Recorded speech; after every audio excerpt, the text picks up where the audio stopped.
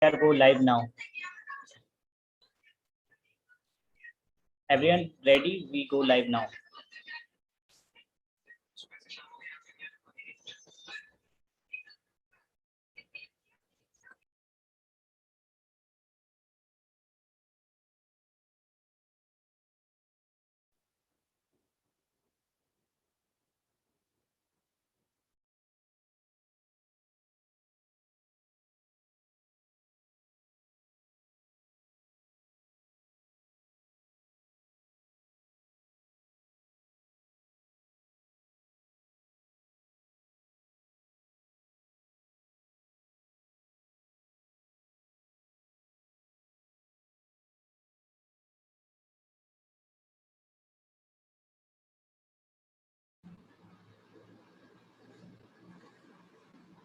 So, good afternoon, everyone, and welcome to the day 2 of the symposium on ensuring immunization for all in the context of COVID-19, organized by PGI, with support from Global Health Strategies New Delhi and International Vaccine Access Center, IVAC, Johns Hopkins Bloomberg School of Public Health, USA. We had a truly insightful day yesterday. So, just a quick recap. In the first session, Dr. Kate O'Brien, Director Vaccines, Immunization and Biologicals at WHO, took a session on global, regional and national priorities in the context of COVID-19. Dr. Bryan celebrated the domestic development of COVID vaccines in India and referred to the same as scientific feat and have successfully undergone phase 3 and 4 trials and demonstrated safety and efficacy. She also acknowledged the WHO pre-qualified PCV vaccine, Pneumocil, and the low-cost rotavirus vaccines. She congratulated India on the elimination of neonatal tetanus and polio and highlighted the need to celebrate the success and know how in India to ensure access and equity through programs such as intensified mission Indradhanush. Then in the next session, we had India's immunization story. Mr. C.K. Mishra was there, former Secretary of the Ministry of Health and Family Welfare, and Dr. Raj Shankar Ghosh was accompanying him. He's the Senior Advisor, Vaccine Delivery at the Bill and Melinda Gates Foundation. They shared a detailed evolution of immunization program in India and highlighted the key initiatives that have and are being taken to increase the immunization coverage.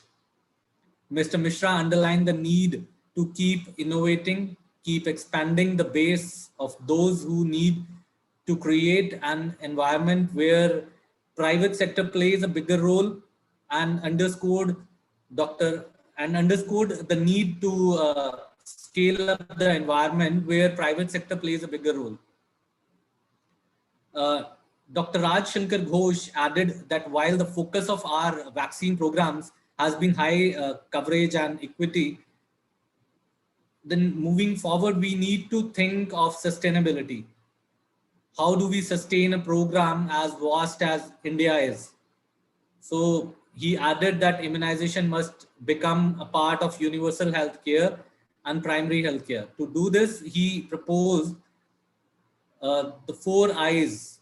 He proposed integration, measuring impact innovations, such as vaccine vial monitors, that even so institutionalization and integration. Then in the next session, Ms. Anuradha Gupta was there, who is the Deputy CEO of Gavi.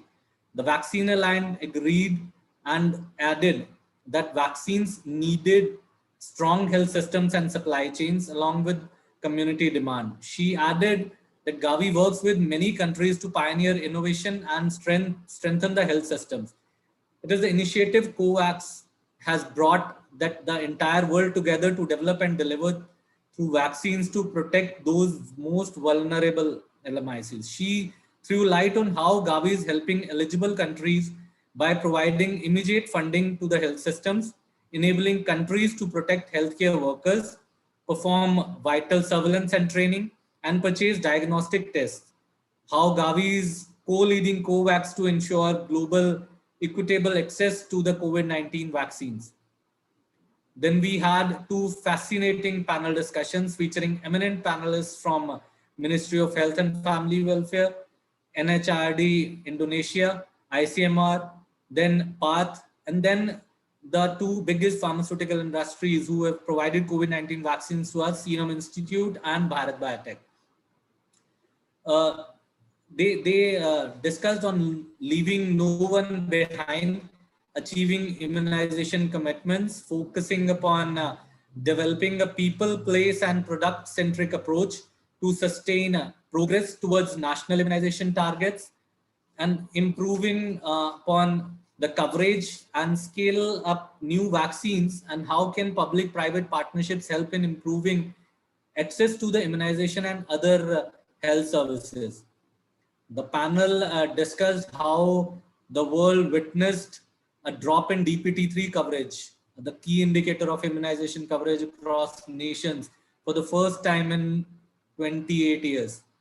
And this calls for a great effort to improve access to new and existing vaccines amid COVID-19 pandemic. Then leaving no one behind relied on a people-centric approach that places the users, their needs, their context, and their perspectives first. Immunization efforts require an all hands on deck approach, ensuring that no one is left behind from immunization. And it is an ambitious agenda. And if India is to attain this goal, the governments, the private sector, the civil society, and all other stakeholders will have to come together to play their part. Linkages must be fostered to leverage knowledge, skills, expertise, and resources of the diverse players. So this was a recap of the day one we had yesterday. So today we will have some interesting sessions on building public trust in vaccines, addressing vaccine hesitancy, and how evidence-based communication can impact public awareness and understanding of immunization and related issues. So without wasting much of time, I would like to invite our first speaker of the day, Dr. Rupali Limai. Let me just introduce you to Dr. Rupali.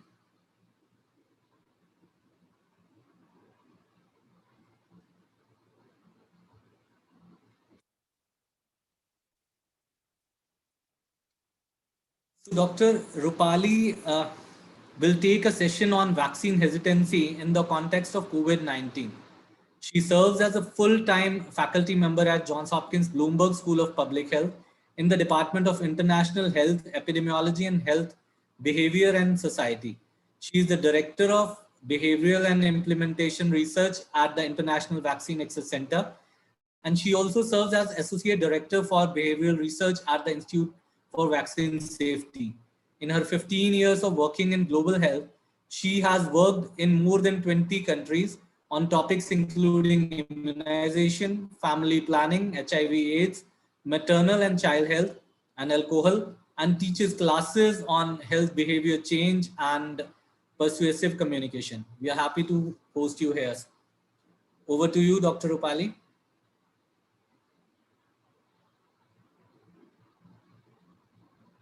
Hello, my name is Rupali Limai. I'm a faculty member in the Departments of International Health, Epidemiology, and Health, Behavior, and Society at the Johns Hopkins Bloomberg School of Public Health. I'm also the Director of Implementation in Behavioral Science at the International Vaccine Access Center. I'm sorry I'm unable to be with you in person, but I'm excited to share my thoughts about vaccine hesitancy within the context of the COVID-19 pandemic. Today, I will talk about how we can use communication and trust to increase vaccine confidence and reduce vaccine hesitancy. With regards to what we will cover today, I will start very briefly with regards to where we are in terms of vaccine products for COVID-19. I'll talk about the drivers of vaccine hesitancy in the COVID-19 context. I'll then talk about what are the ways in which we can improve confidence and how we should communicate about COVID-19 vaccines. So the good news, even though we're in the middle of a pandemic, is that we now have several COVID-19 vaccine products available. Depending on the country, where you are from, you may have more than one product available, or you may have one option with regards to a vaccine. However, the great news is that there are several other vaccines in the pipeline. However, now that COVID-19 vaccines are available, it's important from a communication perspective and a behavioral perspective as that we are able to assure the public that the vaccine recommendations reflect the state of knowledge. This has been a real communication challenge for a number of reasons. So first, we're in a time of crisis. And because we're in a time of crisis, there's a lot of scientific uncertainty. This causes individuals to have higher anxiety and feel more uncomfortable, and perhaps be more anxious with regards to public health recommendations at large. Additionally, available measures have had a very limited effect. And what I mean by that is that we've asked individuals to engage in non-pharmaceutical interventions, such as mask wearing and social distancing, for example, but yet we're still seeing morbidity and high rates of mortality in a number of countries. The third issue and communication challenge is that politicians, rather than experts that are working within the vaccine space or in public health, are the public face of crisis management.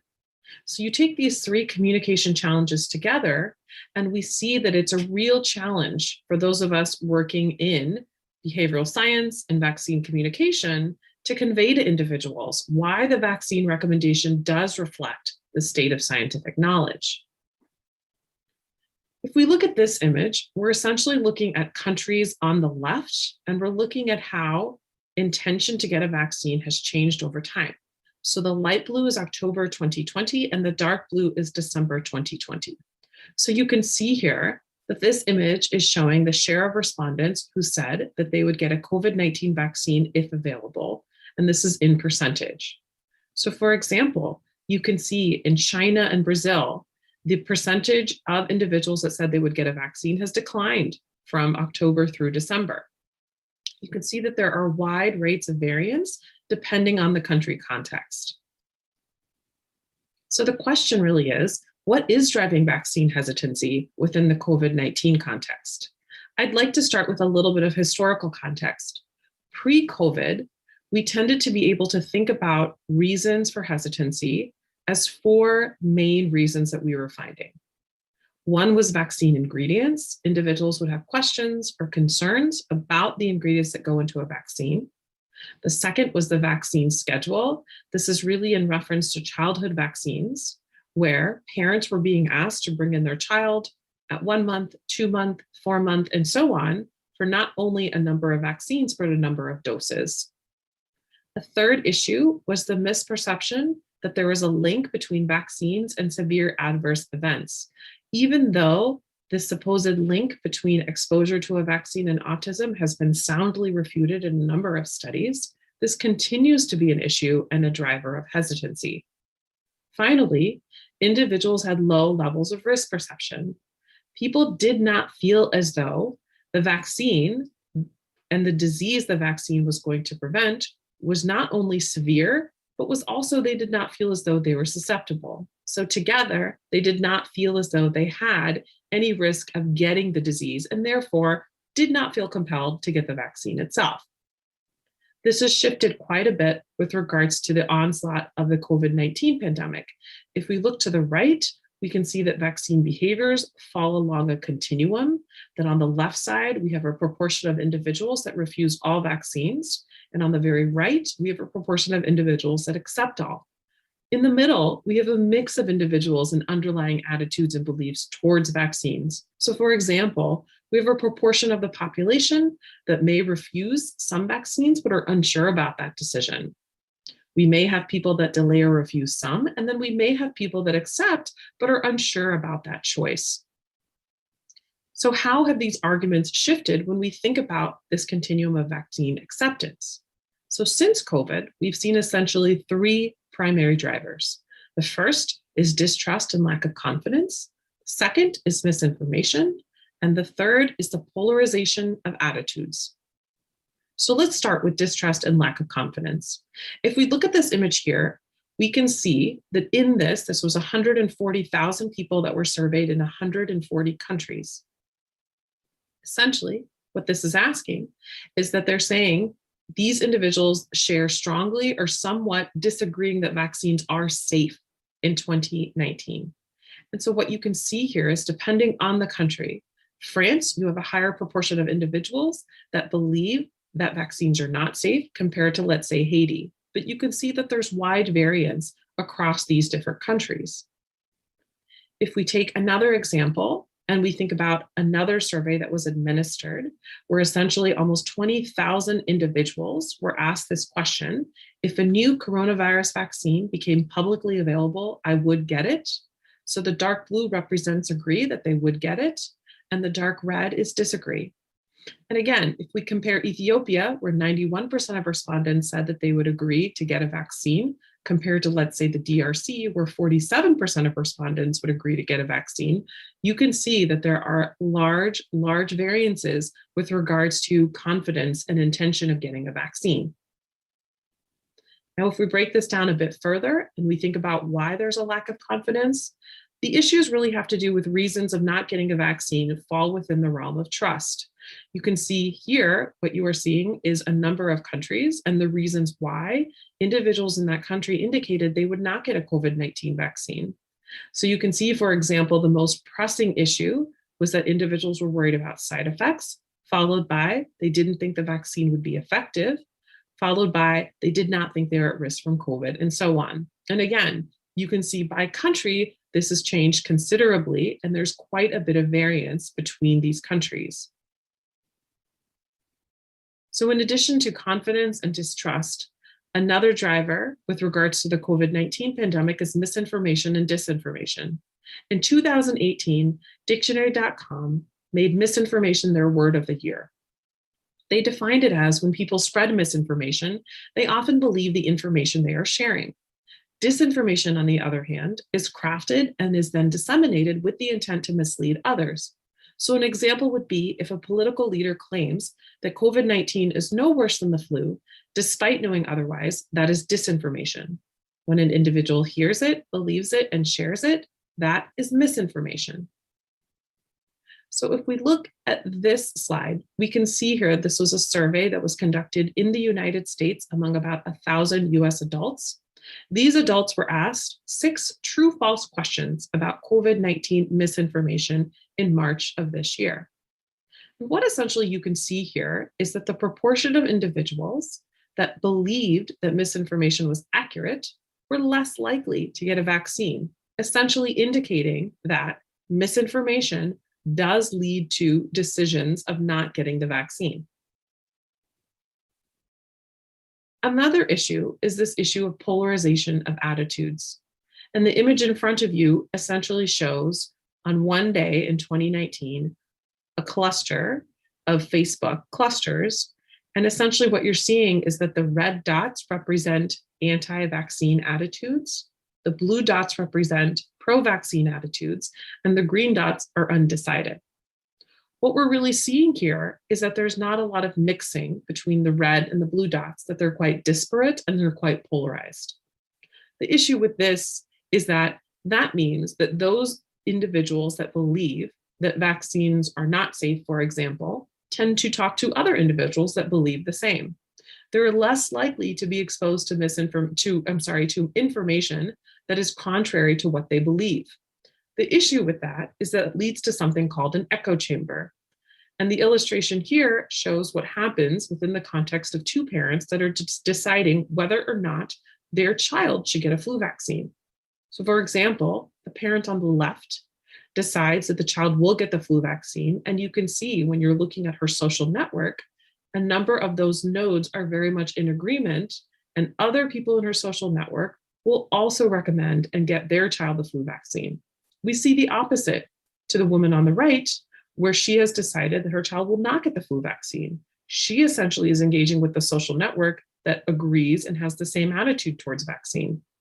The problem with this is that this leads to echo chambers and siloing of information.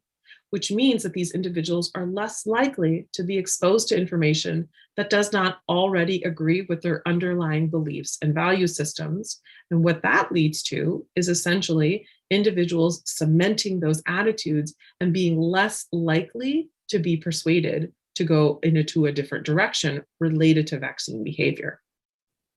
So the question remains, how should we communicate to improve vaccine confidence? I'm going to start with 5 practical tips, 5 ways to improve vaccine confidence. The first is the understanding that facts alone will not persuade skeptics. Studies have shown that if you supply information with corrective information, so let's say that they understand or believe in a myth or misinformation, if you supply corrective information, it actually has no impact on intention to vaccinate. So instead, a better approach would be work to build trust. A second way to think about a tip to improve vaccine confidence is we do know that certain groups that are marginalized or are minority groups in different countries have strong historical reasons to distrust health authorities and therefore recommendations such as getting a vaccine. It's really critical that in these instances to work with civic or CSO and faith leaders and other trusted figures within these groups to build that trust and build vaccine confidence. Another way to improve vaccine confidence is access. Access is critical, and the ways in which we can remove structural barriers, or in this case, practical barriers. One example would be offering extended hours for immunizations, as well as multiple distribution and delivery points, will really help build vaccine confidence. Additionally, communication is very important with regards to communicating how getting the vaccine is actually the norm. This concept, this idea of social proof, is very important for aspirational norms. The example that I have here is that if you're a healthcare worker, you might see this in your place of employment where it says 3 of 4 healthcare workers get the flu vaccines. That's essentially conveying to you that your peers are getting the vaccine and that the vaccine is actually the norm. Finally, a 5th tip to improve vaccine confidence is the use of presumptive approaches or opt-out approaches. These have been widely used in behavioral economics, and it's essentially making the assumption that when you are engaging with anyone that's trying to make a vaccine decision, is that you automatically assume that that individual will accept a vaccine. This leads this individual to have an opt-out approach, and you would be using a presumptive approach. So in addition to those tips of how to build vaccine confidence, how should we be communicating about the vaccine? As I mentioned before, a major issue and a major driver of hesitancy is distrust. So it's important to communicate to build, maintain, and restore trust between the public and those that are managing the outbreak. This includes communication, for example, about potential side effects. This goes hand in hand with announcing early, i.e., having proactive communication, even if information is incomplete, is crucial. One thing that several of us have done that work with mayors here in the United States is that we have suggested and recommended to mayors and other state leaders to, when they are having public briefings, to announce and essentially tell the public every time they have a press briefing that this is what they know, this is what they don't know, and this is what they would like the public to do. This issue goes hand in hand with transparency. So maintaining public trust requires ongoing transparency. That includes timely information, so when it happens, as well as complete information. A great example that we've seen is that the dissemination of trial data, at least here in the United States, individuals feel as though they were able to access these data, were able to talk about it the moment that it was released, and that really helps with having a transparent process to build trust. Finally, listening is critical. It may seem very simple, but understanding how public views and thinks about odds and risk perception, as well as concern, is critical to effective communication. Finally, we've developed a step-by-step process on how to communicate to increase trust. So as I mentioned before, when an individual comes to you and might have a misperception or a myth related to a vaccine, our instinct may be to correct that myth. However, we know that that can lead to something called a boomerang effect or can backfire. And instead, What an individual should do that's trying to persuade someone to take a vaccine is to focus on the disease. So pivot immediately to susceptibility to COVID as well as severity of COVID. After focusing on the disease, the next important thing to do is using that nudge or default. Again, applying that presumptive communication, conveying that vaccination is the norm and that their peers are also accepting the vaccine is important. And finally, all of these approaches to build trust must be through the lens of empathy. As I mentioned before, individuals have been living in an uncertain time for more than a year now. So any way we can reduce anxiety and ensure that we're a trusted source that is very much trying to ensure that individuals have the right information that they need to make an informed decision is paramount.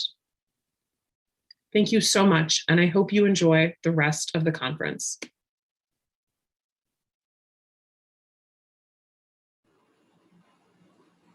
Thank you, Dr. Rupali. It was indeed a very insightful talk. Communication is all we need to build trust in the public.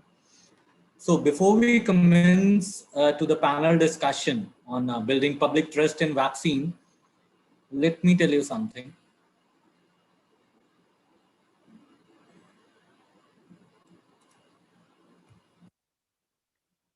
So you all are requested to just put your questions and questions to the panelists or to the speakers using the question and answer tab to submit the questions in the chat box. It is right there in the right hand of your screen. So before we commence to the panel discussion on building public trust in vaccines, I would like to request all of the participants to register their responses on the poll which is coming ahead.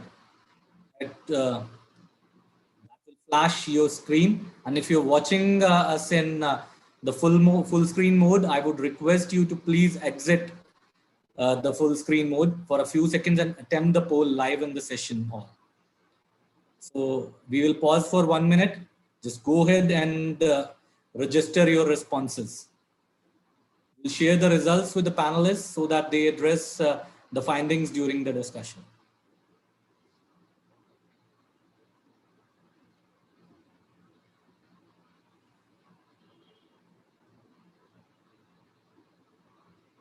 The poll will be live for 1 minute. So we are pausing here. All the participants are requested to register their responses.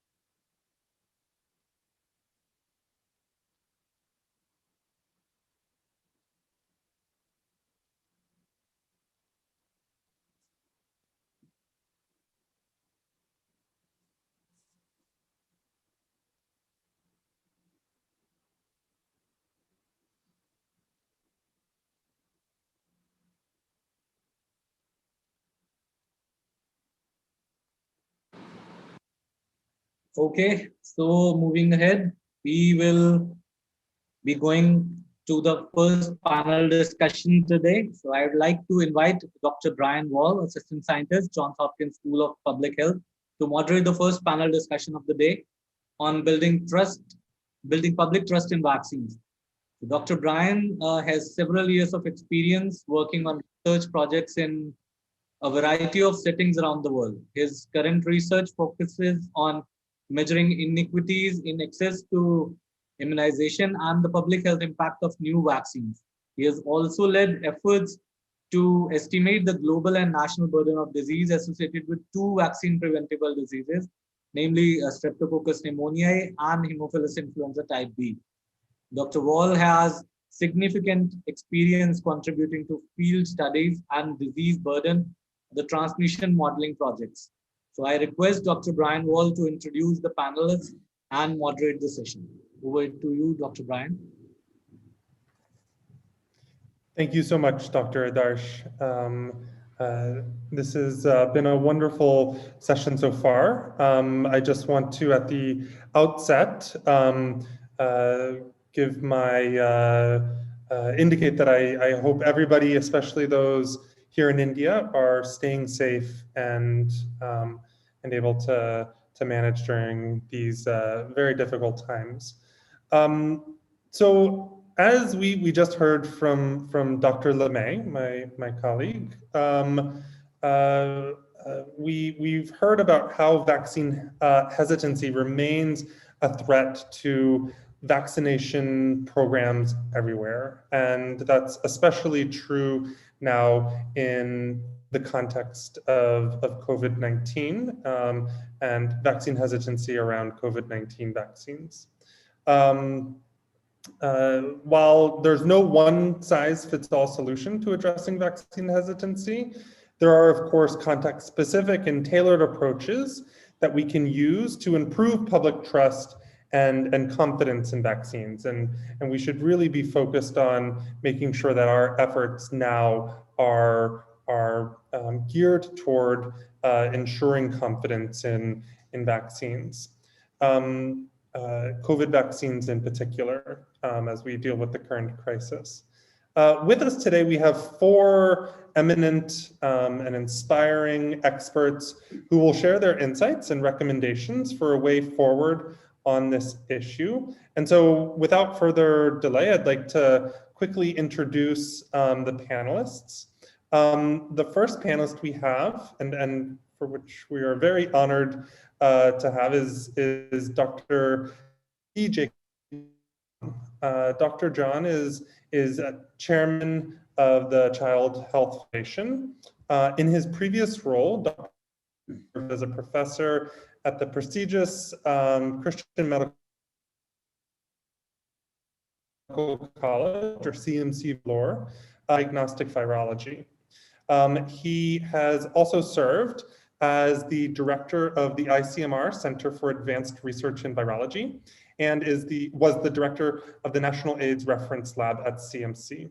Dr. John has played a critical role in the eradication of polio in India and other countries as well through the Pulse Polio program by convincing Rotary International to take up polio eradication as an international voluntary movement. So Dr. T. Jacob John, we're honored to have you with us today.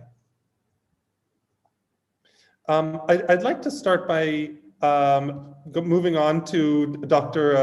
Naveen Thakkar's introduction. We also have Dr. Naveen Thakkar. He's the Executive Director of the International Pediatric Association and Secretary of the Child Health Foundation.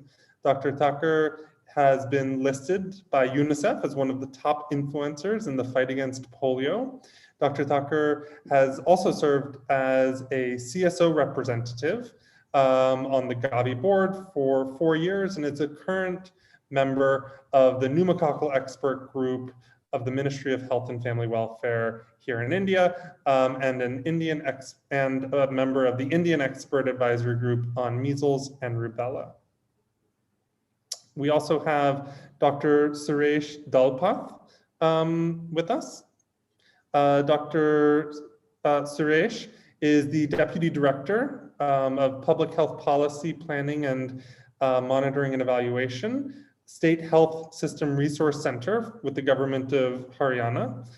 Before assuming this role, Dr. Dalpath served as the State Extended Program on Immunization Officer for the government of Haryana and the routine immunization officer with the World Health Organization.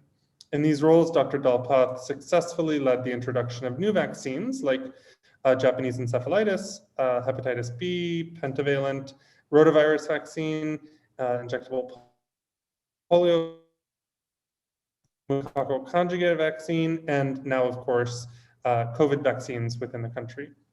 And last but certainly not least, we have with us Dr. Manmeet Kaur. Dr. Manmeet Kaur is Professor of Health Promotion with the Department of Community Medicine in the School of Public Health at PGI MER, Chandigarh. Dr. Manmeet is also a professorial fellow, with the George Institute of Global Health at the University of New South Wales, Australia. Dr. Manmeet also leads the Punjab chapter of the White Ribbon Alliance and is a member of the Academic Committee of Sociology at the Central University, Dharamshala. Dr. Kaur has authored more than 100 publications, a book contributed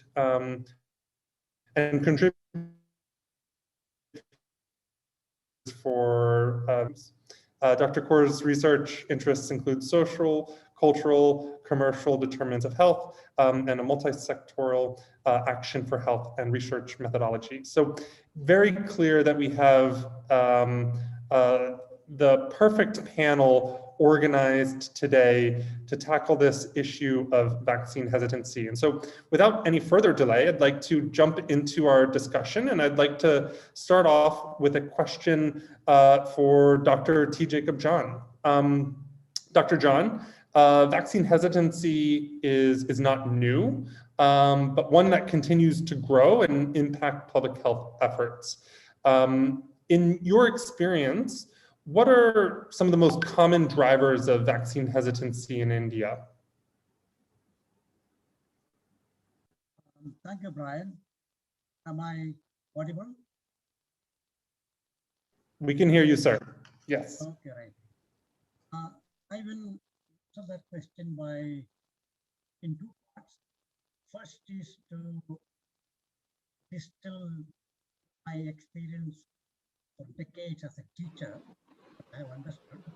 Dr. John, your voice is actually just a little bit faint. If it's possible to maybe speak up a little bit. Okay, let me.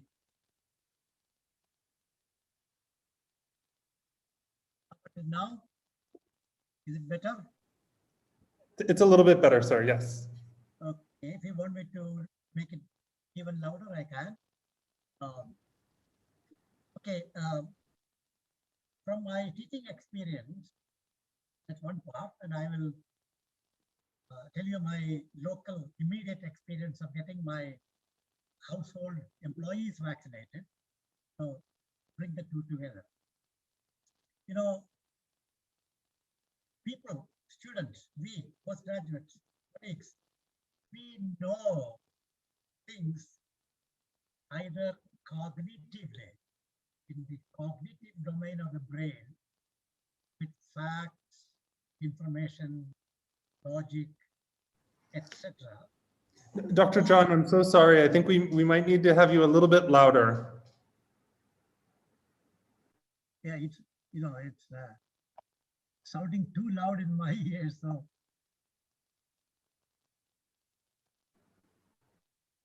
now, if you are, I think if you're close, a little bit better. Yes, yeah, sir.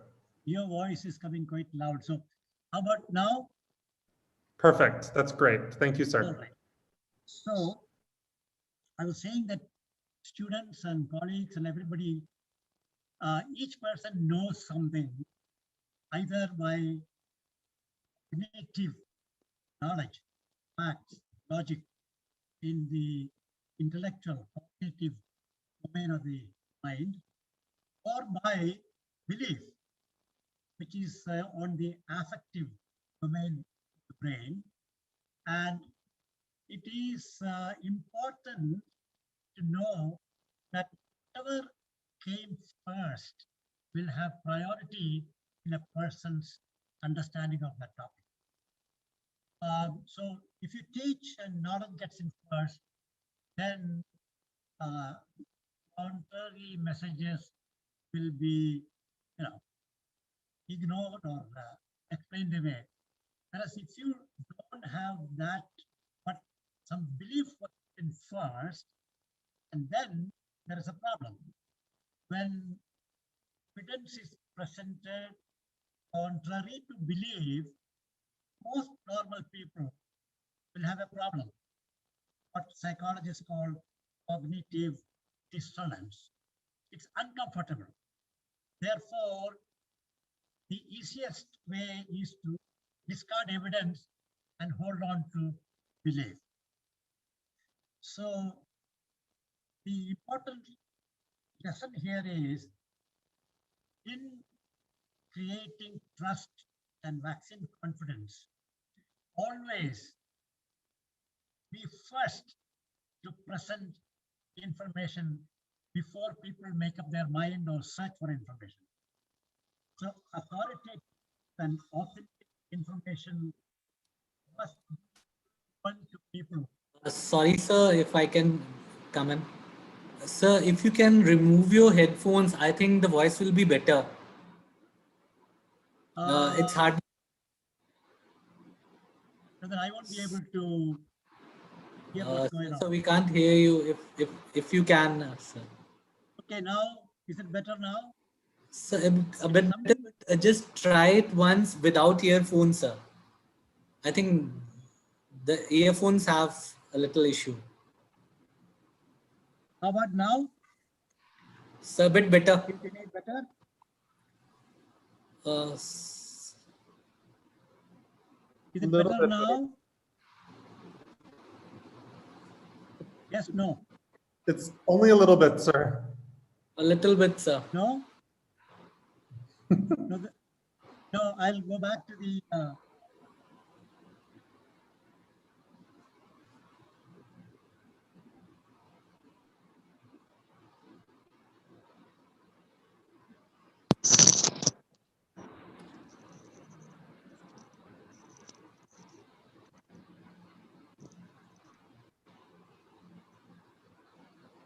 How about now? Much better. Perfect. Okay, right. So the point I was making is don't give people a chance to create a belief system in the absence of information. Give them information first. For example, when a vaccination program is rolled out, authentic and authoritative information should be given immediately before people have worries about searching out for information, and if go for social media, you may get misled. The other thing is that if you create some vaccine hesitancy with one vaccine, then people's antennae are sensitive and that will reflect on another vaccine. So it's very important that the vaccine promoting agency, the government, for example, or the Universal Immunization Program, EPI, or in the case of coronavirus vaccine, the vaccine promoting government agencies ought to take the first opportunity to disseminate authentic and authoritative information, in the absence of which we will have problems of other things coming in, belief systems, etc. Let me illustrate it with my own household. We have a cook and a cleaning maid employed, and during the lockout time, they were given paid leave and they were not allowed to come in and work. We managed our household chores ourselves, my wife and I. After we both got 2 doses of vaccine each, and a week later, we let the ladies come back and work for us. Neither had taken vaccine, so we arranged for both of them to get their vaccine. One of them happily willing went to the clinic. The other one point blank refused to take vaccine. the one who refused to take the vaccine had information from her neighbors that vaccine was not necessary nor effective. At the same time, newspapers had reported several deaths following COVID vaccination. So she was quite scared, and therefore she did not want to take vaccine. The other one who was willing to take vaccine was diabetic, and she went to the clinic and they asked various questions, and one question was, have you ever had allergies? And she said, yes, some years ago I had some allergy and they treated me with some medicine and I got better. He said, okay, we will not vaccinate you from the clinic. So the clinic vaccinating staff were not well informed as to what are contraindications, what are the conditions in which you have to withhold the vaccine. Anyway, so we then gave the cook, the one who refused to take vaccine, a few days to think things over.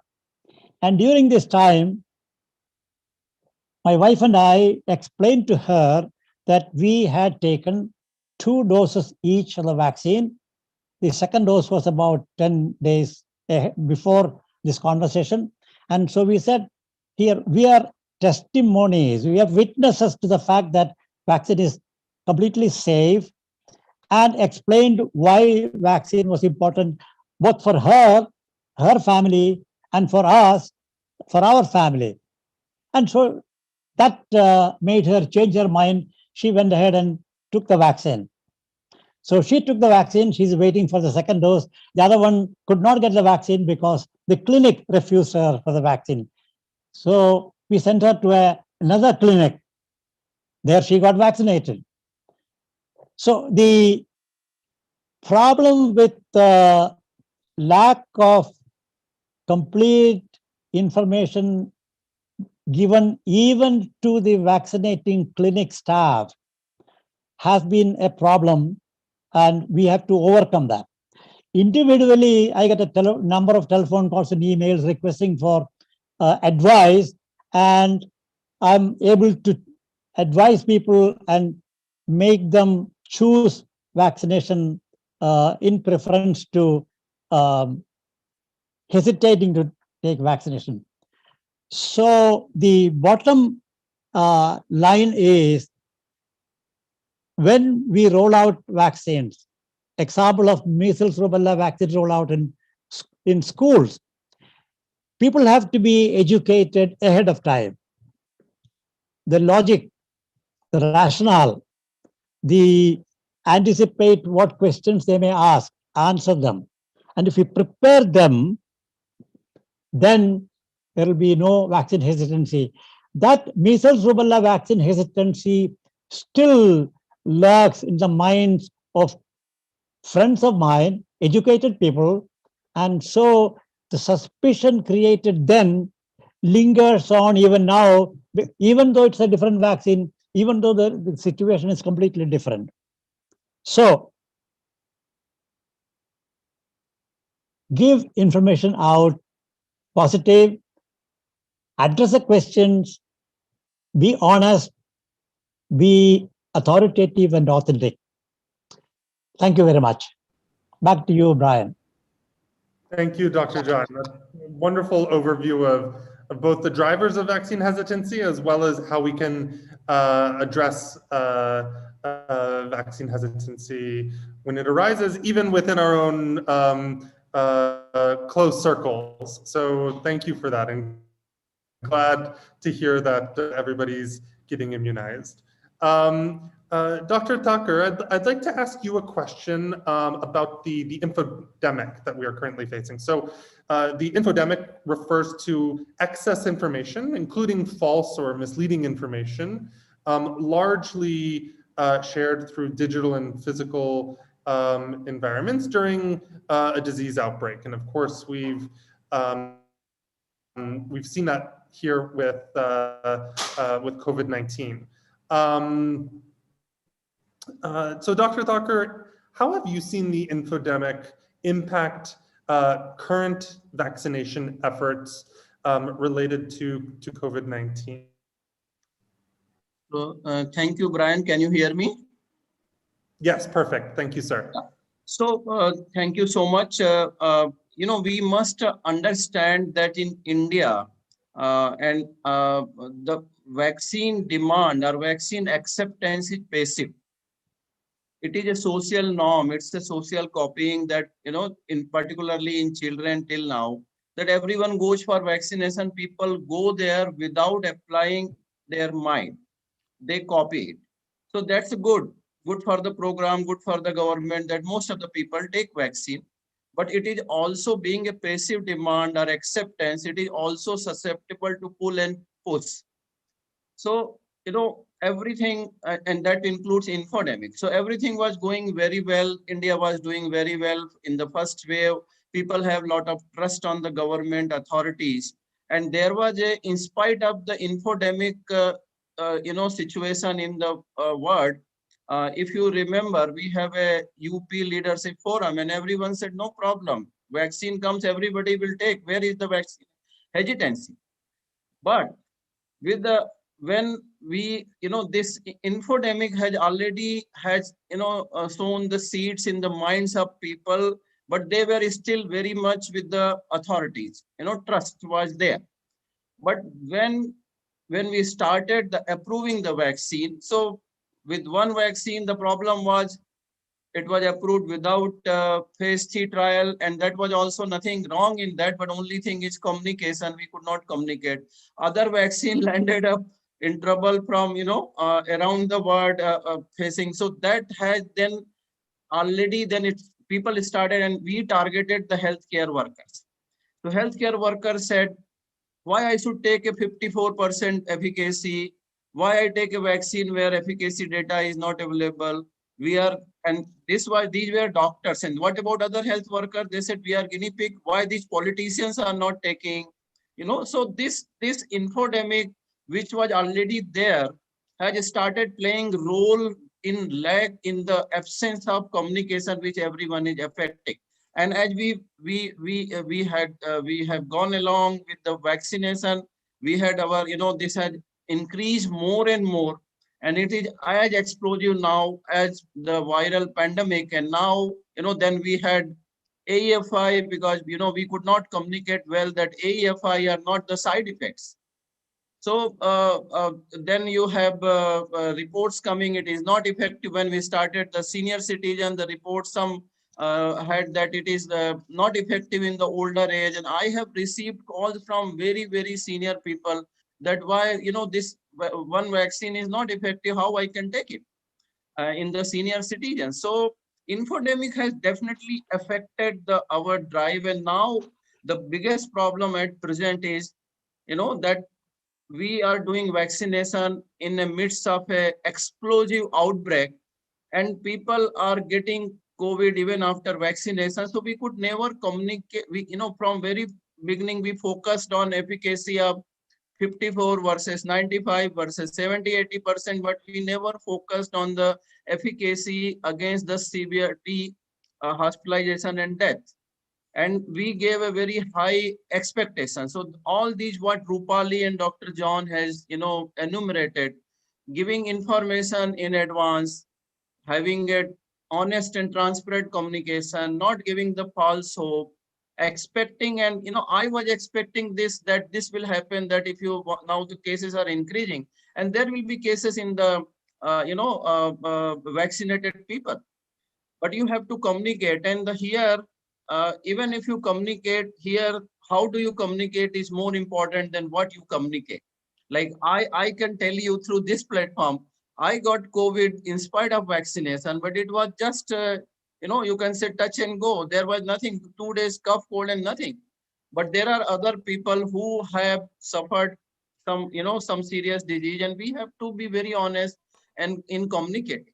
So infodemic has now grip the India like COVID virus, and I don't know what is more dangerous. We are seeing since yesterday, we are seeing the reports that it should not be given to the women in the while they are in menstruating age.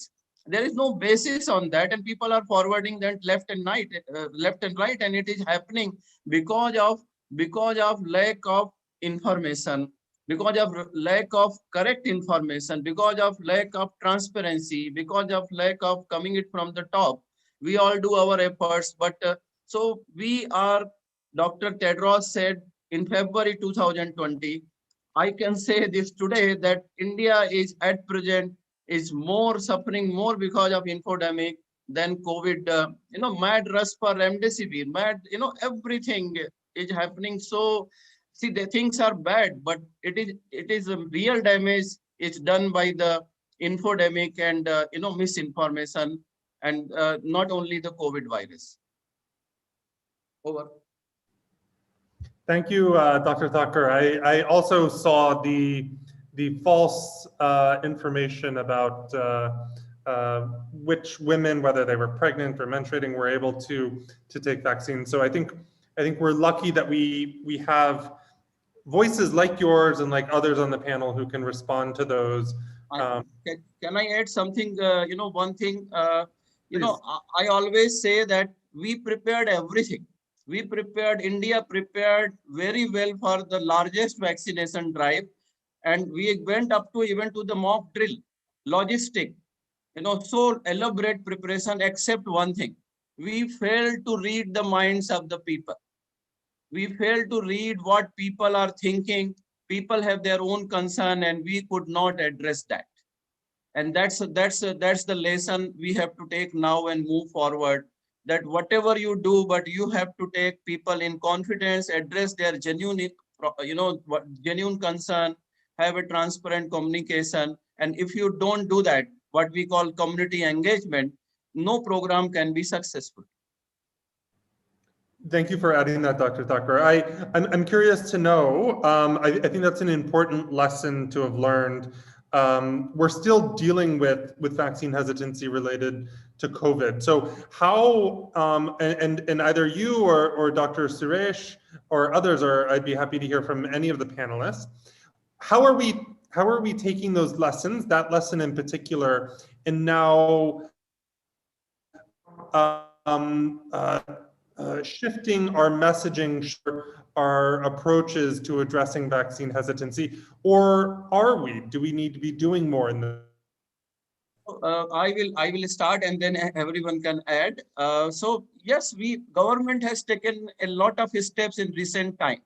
Like, the first thing, as I said, honest and transparent communication. Now they are releasing the data of AFI, they are releasing the data of COVID in the vaccinated children, they are releasing the data about the mutant, what we are demanding for a long time, but still they need to do more. It has to be a fast AFI review and communication, not the spokesperson coming in saying there is no causal relationship when everyone is wondering there is no review, and how you can say that. Revealing the data about death, serious disease, and hospitalization in vaccinated children, doing more on the genomic surveillance, and coming the whatever we need to follow has to come from the top. What like Prime Minister has done in beginning, everyone has so much faith. Within no time, people shut down everything because they have faith. So we have to restore that faith, because now the faith is little second. People are not, so we have to be fast in our communication, transparent in our communication, and with full data. The days are gone when, I will give example of Dr. Jacob John. If he comes and say, I am a scientist, you believe me, and people will believe. No, you have to have the data, you have to have the evidence. Nobody will just believe, because people are now very much aware about what are the trials, what is AFI, and so many other things. So you have to give data, and such a data which is, which people can have faith on. Over. Thank you, Dr. Thakur. Dr. Suresh, I want to throw this question over to you. Now, with regard to COVID, in your opinion, are we doing enough to address COVID vaccine hesitancy? And if not, what additional things should we be doing? And I would be particularly interested in hearing about your experience from other campaigns and the lessons learned there and how we could address vaccine hesitancy.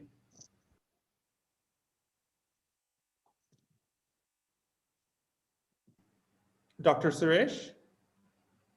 Yeah, am I audible? Yes, now you are. Thank you. Yeah. Thank you, Brian, for this question, and it is a really this is a timely question because uh, the Universal Immunization Program or EPI, it is actually ages year. It's since ages we are continuously doing this Universal Immunization Program, or we can say routine immunization program. There is a difference between campaigns, COVID vaccination, and routine immunization. There is a theoretically there is no difference, but practically when we hit the ground, then there is a difference. In routine immunization and in campaigns for children, the beneficiary is a child or a newborn or a infant, uh, and the decision maker of vaccination is the family member, maybe her mother, her father, or someone elder in the family. So the child has no say to what vaccine he is getting or what vaccine this child is not getting. And uh, of course, because of there is a confidence in immunization program, and it has actually proved that it is cost effective and had prevented a lot of vaccine preventable disease mortality and morbidity. So people have confidence, and there are only very few you can say refusers, or very few there is hesitancy, definitely there is hesitancy, but clear cut refusal of vaccine is very less in our country and in most of the states of India. If we dissect the reason for not vaccination further in terms of time, place, and person, and use epidemiological models, then we will find that most of the time, if we do Pareto analysis, we would find that there are only only limited reasons for not getting their children vaccinated, and adverse event following immunization, perception of experience and perception both. This comes out to be one of the major reason in children's not status of not immunization. So we are, apart from that, there are different socio-cultural, physical barriers for not vaccination. And when we come and that has been addressed during past couple of years. Different approaches has been developed by Government of India, UNICEF, WHO, and a lot of other partner agencies. A lot of appropriate information was generated, and slowly this issue of poor vaccination or less vaccination was addressed. And especially Government of India had initiated this mission in the Dhanush campaign, and that had actually resulted into the vaccination of left outs and dropouts. And when we come to uh, to uh, uh, a vaccination of for COVID, it is adult vaccination, and here the beneficiary, the potential beneficiary is taking decision for himself. Right now, because we are the target age group was 45 years plus and people with comorbidities, and now we have lowered the bar, and now 18-year plus people, they will be getting the vaccination. There is definitely a big question mark among my mind of people when pandemic started, and there were huge number of deaths in USA and several European countries and Brazil. India was not that much suffering at that particular time, and then this first wave it came up, and then it slowly the by the time vaccine was available, the first wave was on the phase of decline. So there was and by that time we had information about COVID vaccine safety, we have information about vaccine efficacy, and there was, in India, when the disease was coming down and daily number of cases was reducing, there was lower risk of a lower perception of risk also. And specifically, if we say, Dr. Thakkar has rightly said that initially in India there was a debate on whether co-vaccine is to be given, taken, or Covishield is to be taken, and why which vaccine is not to be taken, whether it is 60%, 70%, 80%. These questions were actually very relevant at that time, and unfortunately they were not addressed with the kind of vigor and the strength at which it should have been addressed, and that had to actually led to the lower confidence among the probable beneficiaries.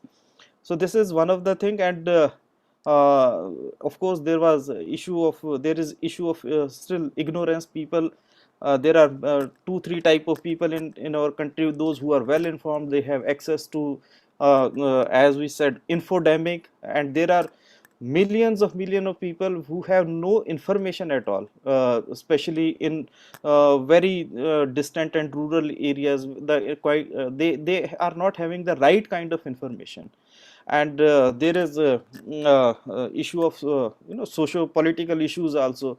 And you can Dr. Thakkar would agree with me, there was one person from a particular political party that our party, when our party will come in power, then we will give vaccine, it is a different vaccine. So the follower of their of that the political followers and religious leaders, they also play a huge role in acceptance of vaccine. And finally, I say, with all this information we have, and if we really want to achieve to vaccinate maybe almost 60, 70, 80% of our population in a year. Right now we are vaccinating, we had already vaccinated about 10 billion people, and almost 8% of our population have got first dose of vaccination, and approximately 2% of our population has already received second dose of vaccination. Here a right kind of information is actually required, and I will summarize it into to suggest 6 I's. That is, one I is information. Information means right kind of information, transparent information which can help in confidence building of people. Then information itself will not be sufficient. It should be added up with intimation. Rather I would say it should be intimation to each and every person, because appropriate kind of information for me could be different than a person who is living in a remote area of Uttar Pradesh or Bihar or in Northeast. So socially, culturally acceptable information is required to be created, and it is ensured that it reaches to that particular person. Then I would definitely like to suggest that involvement of decision makers. It is actually perceived that COVID vaccination drive or management of COVID pandemic is too top driven. So people in states, people, technical people, social society, civil societies, they sometimes they feel left out in having right stake in decision making. And of course that is required to be addressed, and then some sort of innovation is required, and some sort of infusion is also required, infusion of right information. For example, in a day, one sort of political or religious issue has become trending in on Twitter, or it's on their mobile phones. Why can't we we could prepare something uh, for trust building about immunization, right kind of information, good and technical information. It could reach to smartphone holders, it could reach to the people who have basic phones, it could reach to people who are not even literate. So that kind of information infusion is required to be proactively taken up by the national and state governments. And finally, intent matters. People should feel that there should be sort of trust building, and there should be sort of transparent communication that whatever government is trying to do, it should be uh, intended to be perceived as it is for their benefit. So that intent sometimes it is missing, and it is thought that it is totally pushed down from the top to bottom. So these are a couple of things which I found that it could be uh, incorporated somewhere. And as Dr. Thakkar said, that there should be trust building, there should be transparency, especially in case of data and information about AEFIs and mortality data. There should be transparency so that people come forward and take an informed decision by themselves whether what vaccine and why they should be taking the vaccine, rather than it is perceived that government is pushing for vaccine and trying to help the corporate A or B or C. That's all. Thank you, Dr. Suresh. I think your experience in this area and your experience with previous campaigns is really a resource for us as we deal with the current situation and vaccine hesitancy around COVID vaccines. So thank you, sir, for your thoughts and experiences. I want to move to Dr. Manmeet. So, Dr. Manmeet, approaches to building vaccine confidence often need to be tailored to either communities or contexts or specific vaccines. What we've seen and what we've heard from some of the other panelists is that it's not a one-size-fits-all approach. And so Doctor, and especially because this is an adult vaccine, as Dr. Suresh has very correctly indicated. So with that context, Dr. Manmeet, I was wondering if you could share some insights on how to best engage communities toward building trust in vaccines, taking into account all of these different contextual factors that we know drive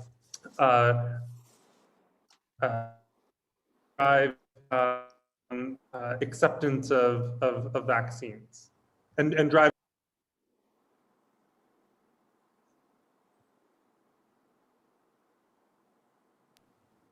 Dr. Manmeet? I believe you're on mute, ma'am. She's muted. Yes. Yes. Thank you, Brian. Okay, thank you. My journey with vaccination starts with the measles trial in Haryana. So long ago, and at that time I was really not trained on communication and really into understanding the needs of community. But I was just working with the team to facilitate the task on how to go about vaccinating children, though there is no information with the community. So that experience, but when we were in field and when we were talking to people, it was quite a kind of social activity. It was not a individual activity where a group of women are there and we are talking to them, and that talk used to be quite friendly. At the same time, this talk used to be like something like that not talking about only the vaccination, but many more things about child's health, about women's health, about family planning, etc., etc. So it was not one time activity and not for one thing only. So which is vaccination. So that was the experience. But slowly and with experience in public health, I learned that we are social beings, but we generally forget it. We work many times under peer pressure. If we are rejecting the vaccine or we are accepting the vaccine, there might be a lot of pressure from the peer, lot of pressure from the community, and the community moves with the norms. They do not value the individual choices. I may have the choice to go for vaccine. The moment in my own village I will talk about vaccine, people will reject me. They will say that probably I am trying to outsmart them. And that rejection nobody wants, because we are social. So I realized that it is very, very important that we work with the community rather than the individuals. I also realized that we have a lot of resources which are available to us, who can actually communicate with the community whenever they want to. But unfortunately, even when there is a vaccination day, I have hardly seen anybody talking to women about the vaccination. They would just say that, okay, this is the vaccine available. Your child needs these vaccines, and they just administer the vaccine. So the point is, where is communication? So one, that we are social, we have ignored that. Two, we are not communicating. So we have to have some communication channels open. We do not have any channels of communication.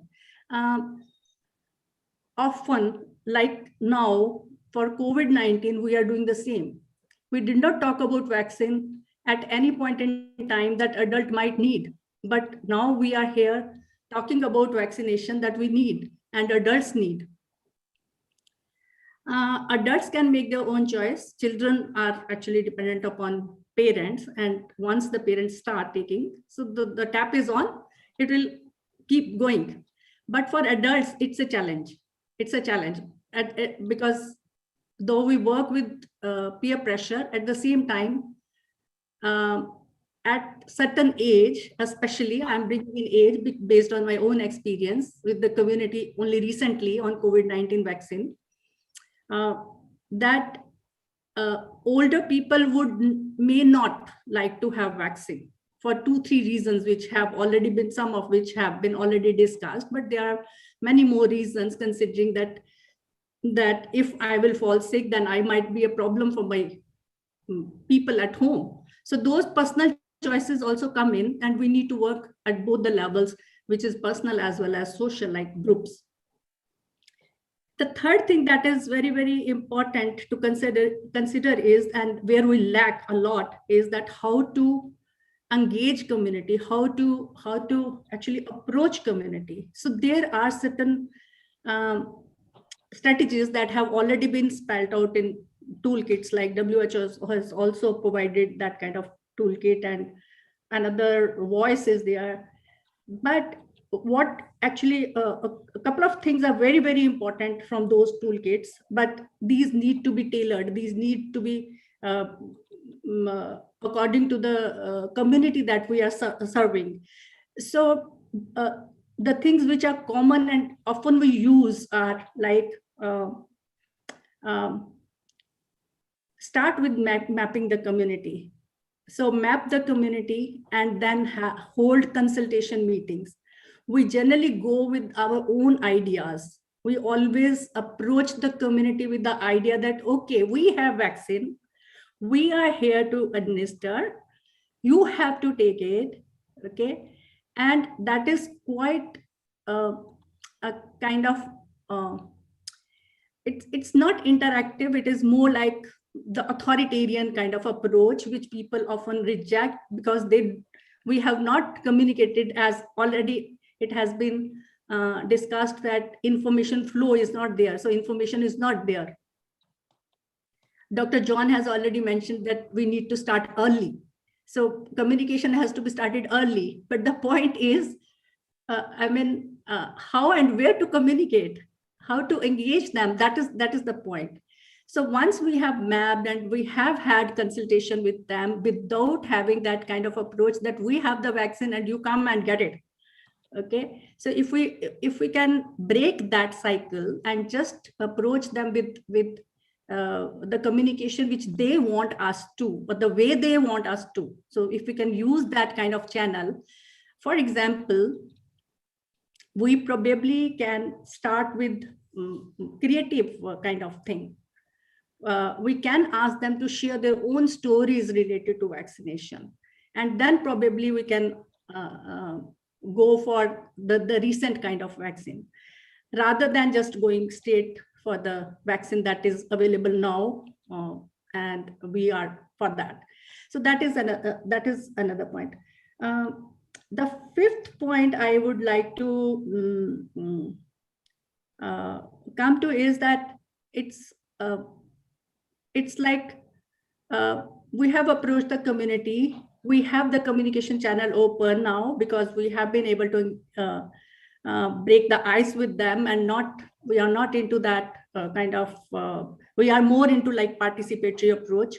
But at the same time, we now need to confirm that, okay, who are the people around you who need to be talked to so that it is acceptable. So, which means the key person in the community, we cannot ignore them. We have to make them part, either through the consultation meetings in the beginning, or probably towards the end, that we are talking to them that, look, these are the people who are actually into the cycle of learning to save themselves from the consequences of a particular disease, and we need to take their opinion and their concurrence so that nobody feels outside the circle of communication. So these are some of the ideas which are based on the experience that I had, not only with the COVID-19, but also earlier. Through COVID-19, if I can spend 2 minutes more, so then I can share that what we learned, and that is beyond community. We have to go beyond community at times. So the idea, we actually traveled to 4 districts in Punjab, and we were trying to know about the stigma discrimination happening because of COVID-19. By that time, vaccine was not there. But since we had opened up the dialogue with them, understanding their issues, then the appropriate behavior came in, and we started talking about appropriate behaviors, and then this vaccine came in, and we started talking about vaccine, and then by that time they were quite open to us. So what we learned from them is that it is not important only that we fix ourselves to community, but we have to look at the political economy at the society level, because the insight that we could receive through the qualitative study was that it is not that they don't know vaccine is important.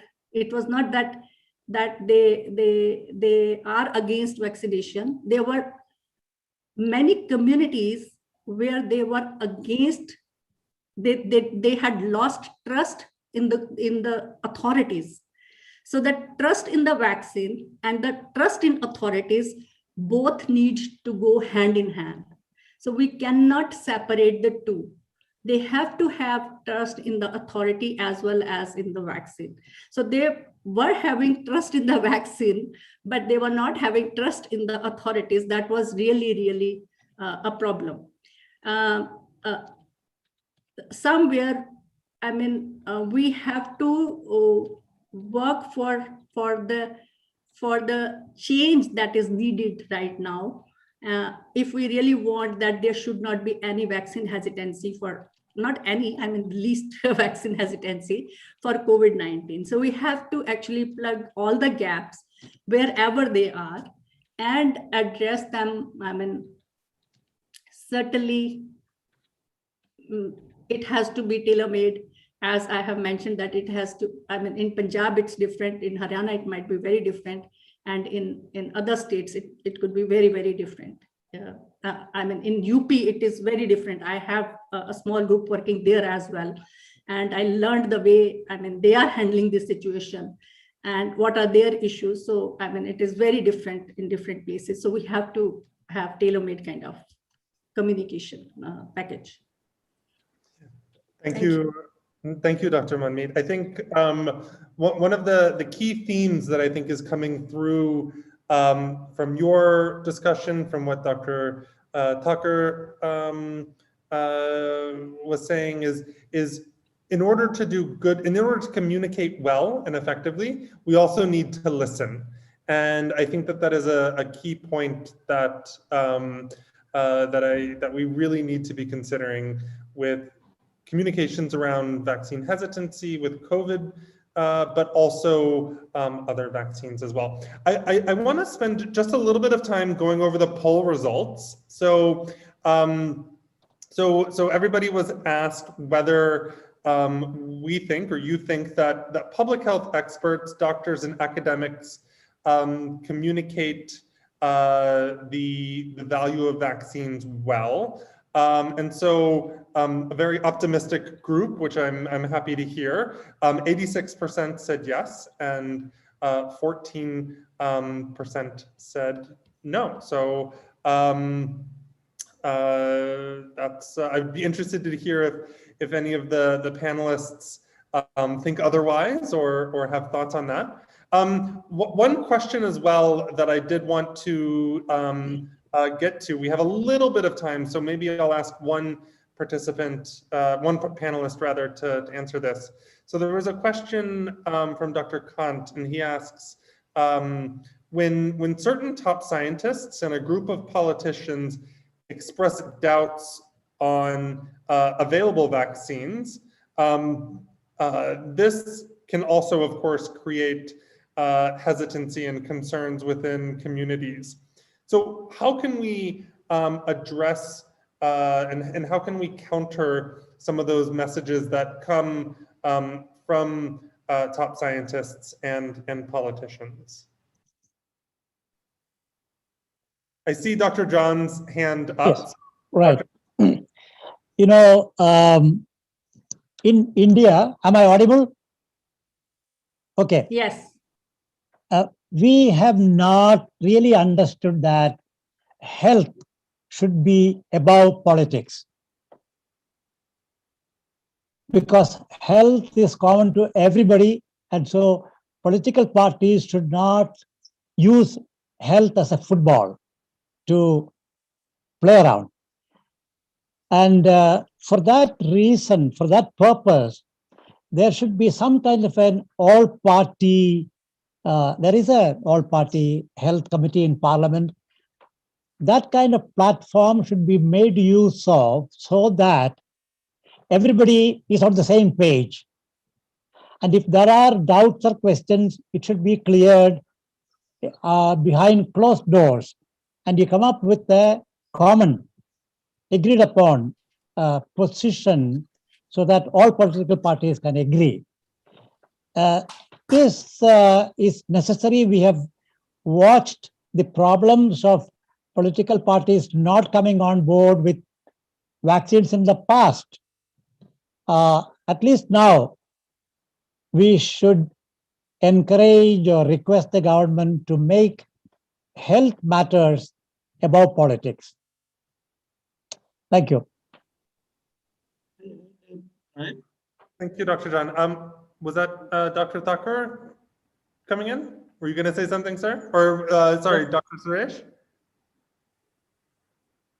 Okay, yeah. So I would say, you know, when you say that, I will not talk about the politician much, but you will say that some top scientists have doubts. So first thing is, you know, that we should not take that as an anti-national. We should not say that if you have doubt or you say, because the problem is, and that relates to your whole question also. Brian, I don't agree. We as a scientist, we as a medical professional are not very good in communication. That has to be learned. It is never taught in the medical school. So it has to be learned. And when somebody says that I have doubt, he may have genuine concern. You have to address that, and you have to respect the difference. Don't label them that you are anti-national if you talk about against this vaccine or that vaccine. That has to be respected, and you have to engage with them. You have to see what are their concern, and you can bring a, like we as a Child Health Foundation, we brought Andrew Pollard to one of our webinar to address all the questions related to AstraZeneca Oxford vaccine, and our top scientists also listen to them. So listen to him, the person who has done the trial, to give that answer.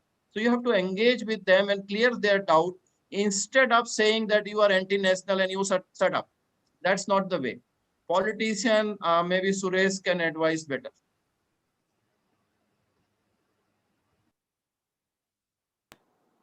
I would not comment on politicians, but for me, this question is really relevant, and I have been in the area of immunization for last 20 years. I am getting lot of questions whether that doctor has said something against vaccination. Some ex-doctor has given that information that this vaccine is not safe, it is not to be given. So that kind of confusion, it happens when someone who is acclaimed, who is a recognized figure, public figure, technical figure, if they are raising the question about safety data provided to government, and on the basis of which the approvals were given. So their concern was genuine, and as you rightly said, Dr. Thakkar has rightly said, they should not be just brushed away as and labeling them anti-government or anti-national. So this is not the right thing. Their genuine concern should be addressed, and sometimes their concern are really pro people, and right kind of information is actually required to be percolated, so that most of the people who are following them or who are listening them, they are able to get appropriate knowledge. That is one thing, and another is when such type of thing happens, then uh, if the denier is a champion, then we should create a pool of champion acceptors also. And I was really heartening to see, it was really heartening to see Barack Obama was getting vaccination, and his picture was circulated and it was viral.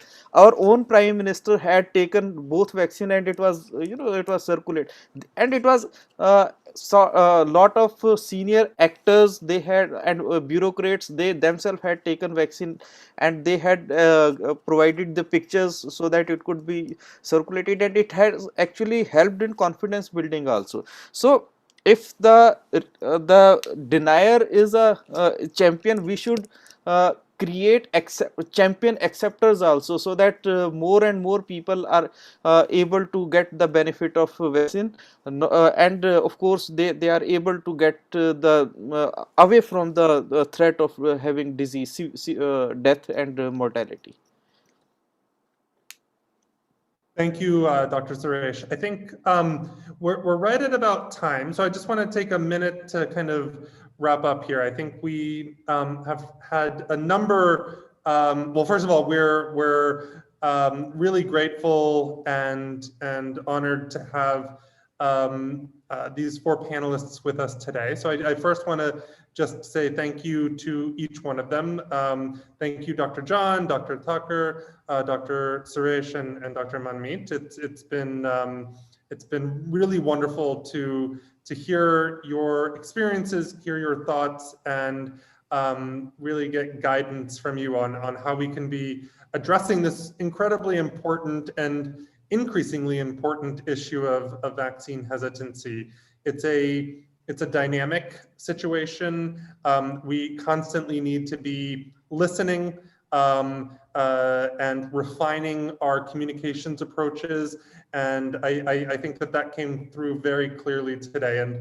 And Dr. Thakur, I appreciate your thoughts on how well we as a community are communicating. Hopefully, if we're able to take forward some of these things that we've discussed today and work together, even if it's not at 90% or 100%, we can get it there soon. So I just want to say thank you once again, and really hope that everybody stays safe and remains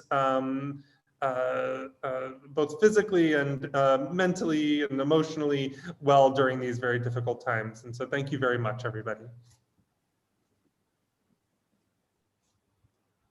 Thank you, Brian, and thank you, panelists. It was indeed a very lively and a very great session, very informative. So the audience participation was really appreciated. Thank you. So moving ahead, I would like to invite our next speaker now, Mr. Kaushik Bose, to take a session titled Storytelling for Public Good. So let me introduce Mr. Kaushik Bose.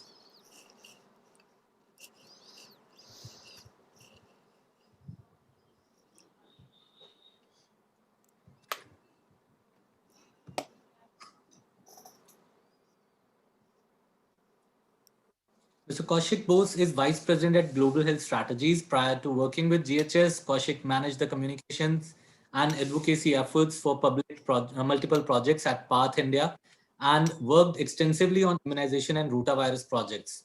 He was the International AIDS Vaccine Initiative during the preparatory phase of the clinical studies in India for AIDS vaccine. With over 18 years of experience in strategic brand building, through advertising, media relations, international communications, and other external communications. He has been associated with large corporate houses in the past, managing their corporate communications, brand communications, and sustainability initiatives. So welcome, Kaushik. Stage is all yours. Over to you. Thank you, Adarsh. Am I audible? Yes, you are. Perfect. Okay. So I would like to thank everyone who's here today in the symposium. It is my privilege to welcome you all to the launch of our digital exhibition, Behind the Scenes in Child Health. So just to give a little bit of background about the exhibition, the idea behind the exhibition germinated because we wanted to showcase the process of immunization from discovery to delivery. And most importantly, highlight the incredible work that thousands of dedicated individuals do behind the scenes, from researchers to manufacturers to frontline workers and community leaders. The physical exhibition was inaugurated in Delhi with the support of Honorable Union Minister Shri Harshvardhan and other key partners. This was followed by the exhibition traveling to other parts of India. Now we are making this exhibition live for all of you to see, so that these stories can be heard and shared regardless of the physical restrictions of the times that we live in. With the eminent medical photographer, Dr. Kaushik Bose, who will be joining us shortly, we have curated many inspiring stories in this exhibit. For example, Geeta Verma, an auxiliary nurse midwife who travels through long stretches of hilly terrain on a motorcycle to deliver vaccines to the children in Himachal Pradesh. Or community leaders such as Wasim and Jalil Khan, who work tirelessly in a small village in Uttar Pradesh's Kannauj district to ensure that their community is fully immunized. Or Abdul Shah, the father of 9-year-old Rukhsar, the last child in India, to be diagnosed with polio, who is now a vocal vaccine advocate. For us, this has been a rewarding project. What we learned from this is that while all of these individuals come from diverse background, they, like us who are today at this symposium, are all united by a common desire to ensure no child needlessly suffer from a vaccine preventable disease. So on behalf of the organizers, PGI MER, Chandigarh, Child Health Foundation, Global Health Strategies, and the International Vaccine Access Center at Johns Hopkins Bloomberg School of Public Health, we thank you once again for being here and would request you to go through the exhibition. You can access our digital exhibit from the main lounge area of our virtual symposium. We urge you to take a look at it, share their stories with your network, and sign in the digital pledge. Thank you so much. Thank you, Brian, for such an interesting storytelling session. So we have a panel discussion ahead. So before we commence to the panel discussion on public health reportage, media as a change agent and impact of the new media, I would like to request all the participants to go ahead for another poll. Use the session hall for that, and submit your question and answers to the chat box using that Q&A option. We'll pause for 1 minute. There's one question in the session hall. The next poll, please register your responses over there. It's a request to all the participants.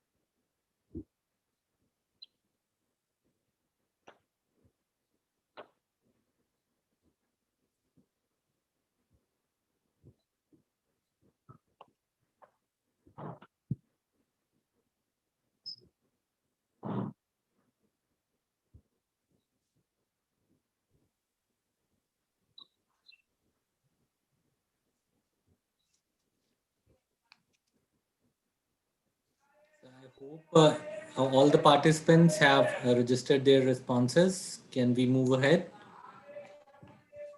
So, moving ahead, we will go to another panel discussion on public health reportage, media as a change agent, and impact of new media. To moderate the session, I'll invite Mr. Kaushik Bose, Vice President of Global Health Strategies, to introduce the panelists and to take over the session. Over to you, Mr. Kaushik. Thank you so much, Adarsh. So, yes, welcome to you again. As we all know, media, traditional or new, plays a critical role in sharing information and in shaping our perceptions, opinion, and behavior. But while the media covered issues of social, economic, and political justice and news, health is mainly relegated to obscure sections like lifestyle. Even until not too long ago, public health issues were covered only on very key health days and important days. In recent years, and particularly in the wake of the pandemic that we are going through right now, we are witnessing a shift in the media landscape. More space is being accorded to public health. Public appetite on health-related news also dramatically increased. The public is now actively seeking for health news and more information on health. While this is a very welcome transition, on the other hand, we are living in the times where the abundance of information is completely, sometimes leaves us completely perplexed, and at about sometimes it's quite inaccurate. Similarly, digital storytelling has the capacity to fuse personal narratives with pertinent public health messages and data, and offers an effective method of social and behavior change communications. So as these new mediums of communications emerge, it is important to discuss how the media can act as an agent to affect positive change, and how techniques that marry storytelling with public health can be leveraged to build trust in the value of vaccines and immunization. So without any further ado, let me introduce the experts on our panel today. We have with us Ms. Avantika Ghosh. Avantika is a renowned journalist and currently reports on public health for The Print. Avantika was previously with Indian Express and is a seasoned journalist with extensive on-ground reporting experience. Throughout the pandemic, Avantika has been on the ground, extensively covering the COVID-19 developments. She has also recently authored a book titled Billions Under Lockdown, the inside story of India's fight against COVID-19, which I'm reading right now, based on her experience. We look forward to hearing your views, Avantika. We also have with us Dr. Kaushik Ghosh. He is an award-winning health science photographer and visual storyteller. Dr. Ghosh has contributed to several books on immunization, including Rotavirus Vaccine, the India Story, Bihar's Story of Routine Immunization, among many others. Dr. Ghosh is also the official photographer and documentarian of COVID-19 vaccine rollout program in India for Immunization Technical Support Unit, Ministry of Health and Family Welfare, Government of India. And thirdly, we have Mr. Tamsil Hussain joining us as public engagement, social media, and communication expert. He is the founder of People Like Us Create, or popularly known as Pluck, one of India's largest premium storytelling tech platform. Pluck, as popularly known, brings together creators from every corner of the country to share stories that seek to change lives and behavior. So welcome to all of you.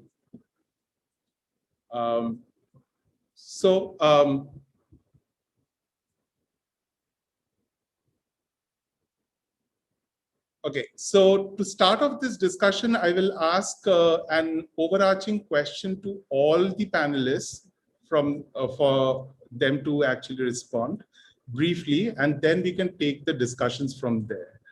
So the question is, we are currently seeing a certain shift in how we are consuming news and information on health.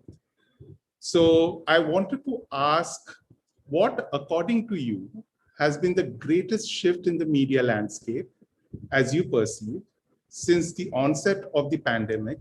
And how do you see landscape react or evolve further as we roll out vaccines for COVID-19?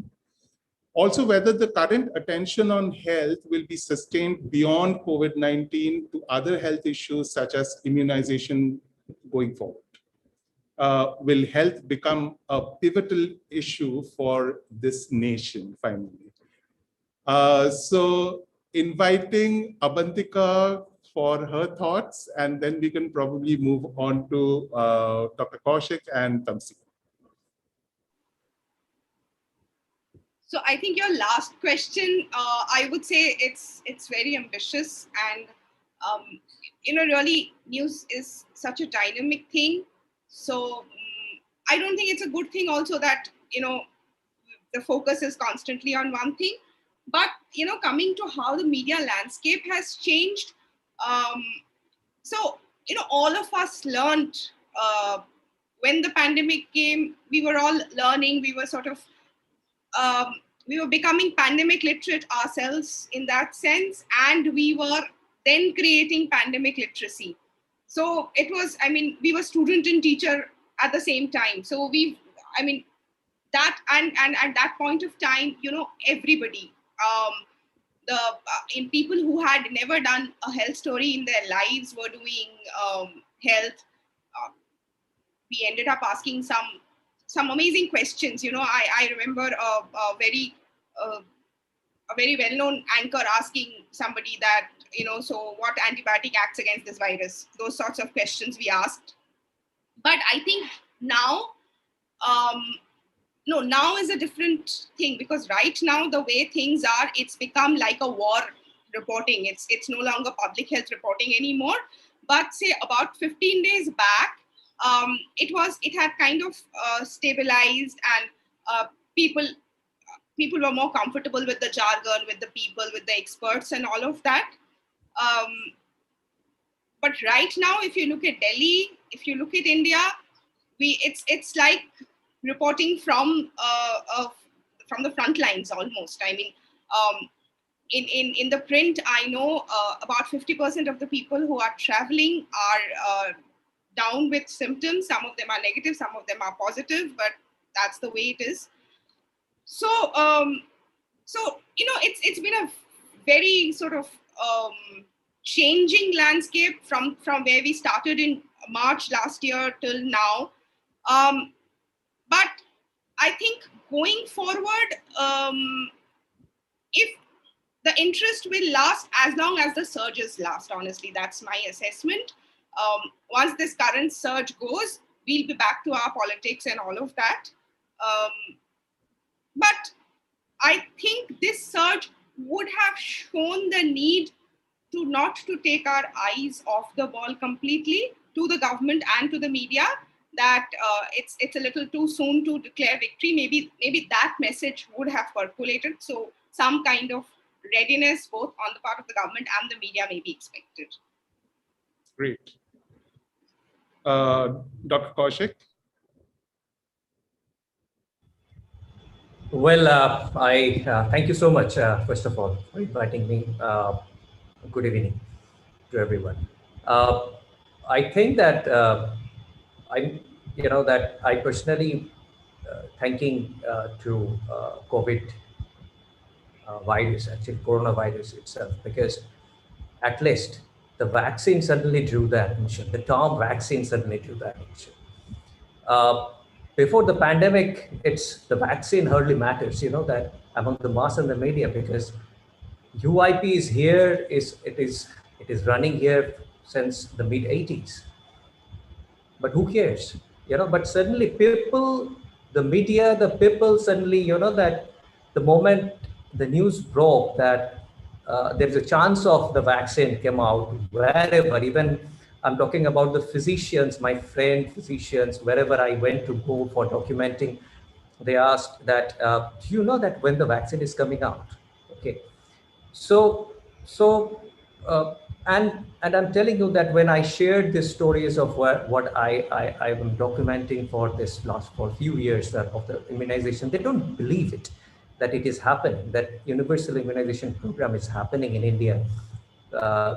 Government can give an odd 30,000 rupees vaccine free to every child in India. The mission Indradhanush is happening in India. So yeah, so that's the thing that I think that from that eradicating polio to developing indigenous rotavirus vaccine to the pneumococcal vaccine, we have achieved so many things.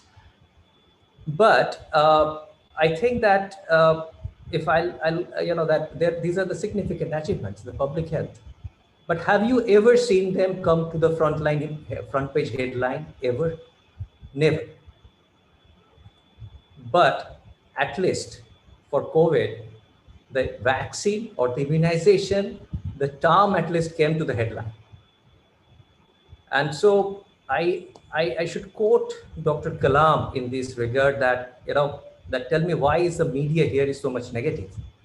We have so much success stories, but we refuse to acknowledge them. Why? And now if you closely observe that between the window period, between the end of November or end of October to February, the whole pandemic thing was, that gone off from the front page. And it was filled up with the other news like election campaigns and all those things. And suddenly it became, from the March onwards, it suddenly, there's a second wave, this is happening, that is happening, So I think that as I completely agree with Ms. Ghosh, I think that this is a very temporary kind of an infatuation, So public health and education never got the attention. And, but I think that it really matters because this is the prime medium. This is the prime medium of communication. Here in Calcutta, people still, read the newspaper in the morning in chai ka dukan or in the, having a cup of tea. And so only this frontline newspapers, they can only bring the change, the behavioral change or the communication change to bring this news. One of my very favorite photographer and sociologist, Lewis Hayne, once said that, I want to do two things. I want to show the things that had to be corrected, and I want to do the things that had to be appreciated. So I think media has both the roles. So this is the time I think that media should, focus more on this public health and education, and definitely other things. But I think the front page, at least that should be now getting focused on public health and education. Thank you. Thank you so much. Can I have Tamsil respond to it? Sure. Kaushik, I completely agree with both the conversation, both the opinions presented. And first of all, thank you for having me on the panel. I think one of the biggest trends, and I'm going to talk from a perspective of two things, right? The biggest behavior change we've seen in the last year and a half has been the birth and rise of health creators, right? For the first time in the history of social media, the amount of people sharing content which is verified coming straight from doctors, that has become a massive change, right? When people want help, when people want to understand vaccines, between the first lockdown and now, we've seen a massive shift, right? From people saying, oh, I don't know if I'm going to get the vaccine, I'm not sure, to I want the vaccine now. Every time you post on any social media platform, you get an option, right, to see what vaccines are all about.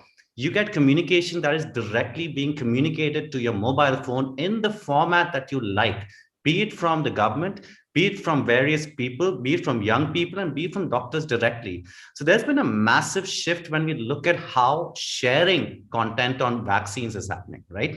So when I talk about the hope factor of this whole chaos and confusion that we're seeing, vaccines and immunization is something that people are really putting in an effort to understand. And the more communication they get from people who are verified, right? For example, when you look at Dr. Naveen Thakur and the content that he creates as being what he is, it reaches out to a lot of audiences because he's creating things exactly in the language that they need to understand. When I talk about a future of health, I think social media as a community, a lot of times doesn't forget, right? When you look at the situation happening right now, citizens have taken everything in their own hands. Not only just by sharing information, they are putting in that extra effort of how journalists verify content. They are putting that extra effort and doing it themselves. There's a massive behavior shift we're seeing in how people perceive health content. And this is all happening through the plethora of communication we're seeing. At the same time, the misinformation that is happening, right? Even when it's going to happen on vaccines right now, we're seeing it's a different scale of misinformation, which we can possibly see. It is not about, should I get a vaccine or not? It is about which vaccine is working, which vaccine is not, which is entering a dangerous territory for anyone to trust vaccines, right? They can say, I want a vaccine, but I don't know which company or brand I want. And that is a scary, scary thing to look at. The future of health is very positive, in my opinion, because these health creators are not going anywhere, right? They're going to grow. As a country in India, we are actually having the highest, when we look at the amount of health creators that are coming up and we compare it to US, it's really amazing. We never used to see this before. So in a way, I'm kind of hopeful, right? But when you see a trend changing, it is going to depend on individuals, right? And that is what the digital storytelling topic of this whole conversation is really going to thrive. More and more doctors coming, more and more experts coming, engaging with journalists, engaging with lifestyle traders. It's going to change the way we perceive health, and it will enter our lives. We will never forget sanitizers now, right? We will never forget washing our hands, right? We have it on our watch now. If you own an Apple Watch, you have it. If you don't own an Apple Watch, a person on ground will make sure you sanitize your hands now, will make sure your hands are clean, right? It's a very different time we're living in, and social media, WhatsApp, everything's playing a massive role in it. At the same time, the dangers of misinformation is changing a trajectory which we haven't seen before because it's getting more nuanced. It's not just broad anymore. I'm going to come to you on that, I'm sure. So the poll results are in, and the question was, do you think media played a critical role in busting myths and provided useful information during the pandemic? The audience is kind of split. The 59% actually agreed, and 41% disagreed to this statement. And that actually brings me to Abantika, back to Abantika. I wanted to ask you, you have extensive experience on ground reporting and vast knowledge of the policy space, and you've been actively involved in reporting health issues through the pandemic. Based on your experience, could you reflect on how immunization reporting has also evolved over the years? Do you see any change in access of official information and evidence available? Is there the gap between this the information gap that most journalists actually talk about. Do you see a scientific partnership with media now in terms of moving forward, how that might evolve? Over to you, Avantika. Yes. So one thing that has certainly changed is when I started reporting on health, say 15, 16 years ago, we would struggle and struggle to get data. Say if I was doing a story on immunization, I would, in 2003, I would probably have data from sometime in the 90s to go by. And you know, in a newspaper, nobody listens to you when you say the data is not available. If the data is not available, there is no story. So that has really changed. I mean, I am sometimes amazed at how updated data has become. Sometimes we get like last year's data, which is unbelievable. I am still sort of recovering from this, that we get so much updated data, which is great. And that's partly because of the work you guys do also. I mean, it's been phenomenal. But on the other hand, and you know, one thing is that about the universal immunization program, we've seen a lot of additions. So there was a time when for a very long time, UIP was like a static thing. There's X number of vaccines and it remained there. But the fact that we added so many vaccines back to back, that kind of generated some amount of noise naturally. So when you talk about measles, rubella, or you know, pentavalent, all of that, I mean, positive, negative, but there was a conversation happening, and that was a good thing again. But what I think has happened, and I honestly felt that there was a lot more acceptance about the concept of immunization among general people. But what happened during the pandemic really, and this has got several aspects to it, we have sort of reinvented that wheel. We are asking questions again, whose answers we had thought were decided. So, you know, I for one thought that the question of do vaccines work is decided. I mean, it's only somewhere in the fringes that that question is still being asked. But thanks to the way information has been generated, the way, you know, we have done science through press releases and preprint papers, that has really altered that landscape. I mean, last 1 year, yes, immunization numbers have fallen because of lockdown and all that. That's a different question. But the point is that, you know, these sorts of questions, if you have to negotiate once more, it really throws you back quite a few years. And that's my worry going forward on immunization, that we'll go back to somewhere in the early 2000s, probably, because of this pandemic. Okay, great. Which is a worrying trend. But I would like to go to Dr. Kaushik Ghosh. Dr. Ghosh, you have been documenting India's immunization program for years, and you are also documenting the COVID-19 vaccine rollout in India. Can you share with us the role of photography in public health promotion efforts, and in terms of how visual storytelling plays a role in raising awareness about the value of immunization and build public trust? You know that it's since time immemorial that stories have spoken to us, you know, at the subconscious level. And stories are interwoven in human nature and as intrinsic to the human beings as a genetic code. So narratives began as cave paintings and, you know, that engravings in primitive times, and that's the beginning of the visual storytelling.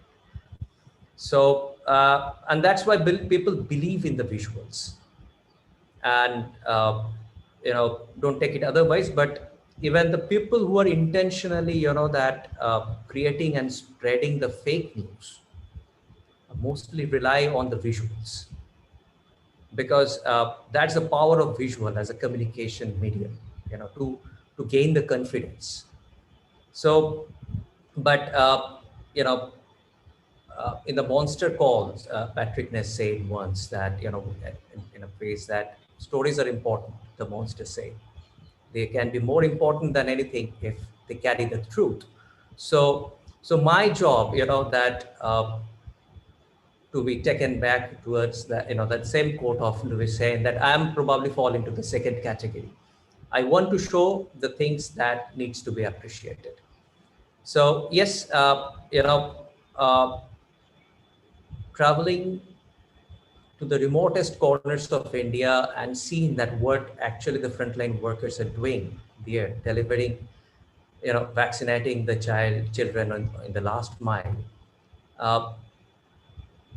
I can tell you that apart from the, that our own community, when I show these photographs to some of the medical professionals also, forget the common people, the medical professionals also, they were, that kind of a shock that, is it really happening there?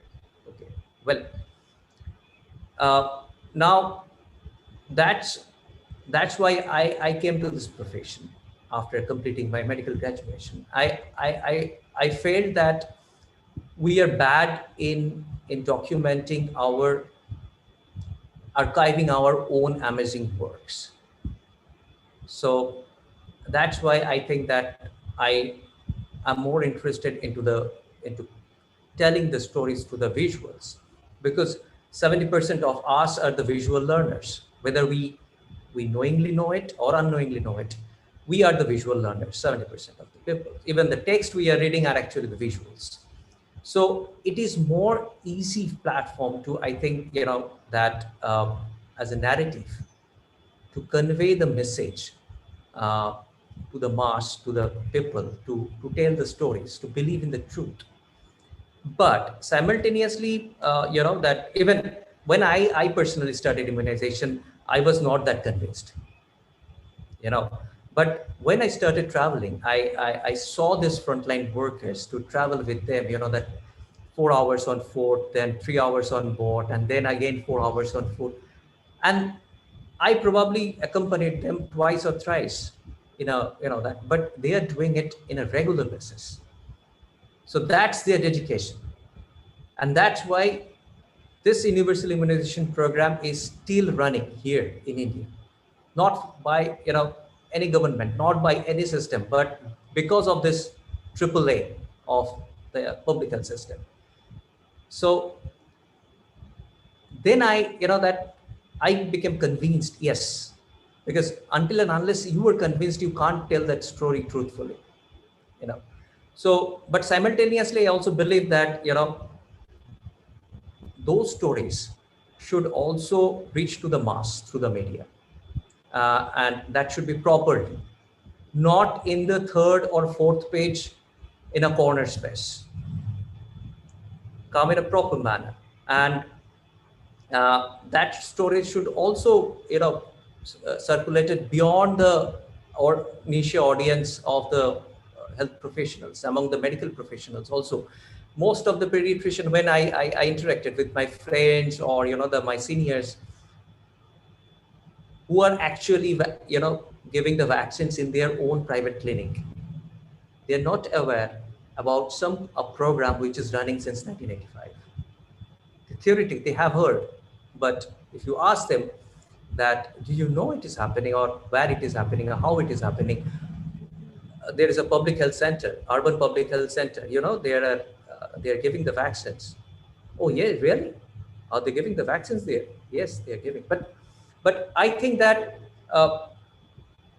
instead of, just confine them within a comfortable book, or instead of just, within a document that is circulating within a very niche audience, I think that media can play a very big role if these stories can be circulated through the media, including social media. Thank you. Thank you, Dr. Ghosh. I think that's a great point about visual learning. I guess we'll come back to that as well. Coming back to Tamsil and the matter of misinformation, Tamsil, while misinformation around COVID-19 is new, misinformation around vaccines or immunization for that matter is not. What kind of strategies do you recommend in this new age that we are living in to increase evidence-backed awareness on immunization? I think if I have to answer it, like we've been talking about vaccine misinformation, I think years before COVID happened, right? And social media contributes it to a lot, and especially when it comes to WhatsApp groups and your family groups, right? And that thing hasn't changed over years, right? I think someone mentioned earlier, I think Dr. Madhu mentioned earlier on how accessing communities is a challenge and how we engage them. And I think increasing the amount of communities who are understanding about vaccines. So if I talk from a current perspective, taking this opportunity of COVID, right? I shouldn't say it like that, but taking this opportunity of a COVID to make sure that more and more communities have access to basic information, that's obviously the first and the foremost thing, like in innovative consumable ways, right? Second, and the most important thing, right, which is the biggest issue, which is not just faced by us as citizens, but faced by platforms like Facebook, Twitter, Instagram, Snapchat, name any platform, is how to make sure that people change their behaviors and not get provoked before they forward it, right? Now you see a lot of these tools coming in, like Twitter asks you that, do you really want to retweet this, right? WhatsApp is getting in more situations to make sure that your behaviors change. So one of the biggest things, and I think if I have to use a controversial word, is really building citizen toolkits, which can really help citizens access and change the behaviors on how, when they consume content, what is the thing they need to forward? What is the thing they don't need to forward? I think another trend which is changing in social media, and in the next 2 years, that's the biggest trend which is going to happen, right? About 50 million creators are anticipated on social media. That's a massive change, which means you have 50 million individual people who will be influencing millions themselves as an individual, right? Out of which only 22,000 people are actually serviced by platforms like YouTube because they get ads and stuff.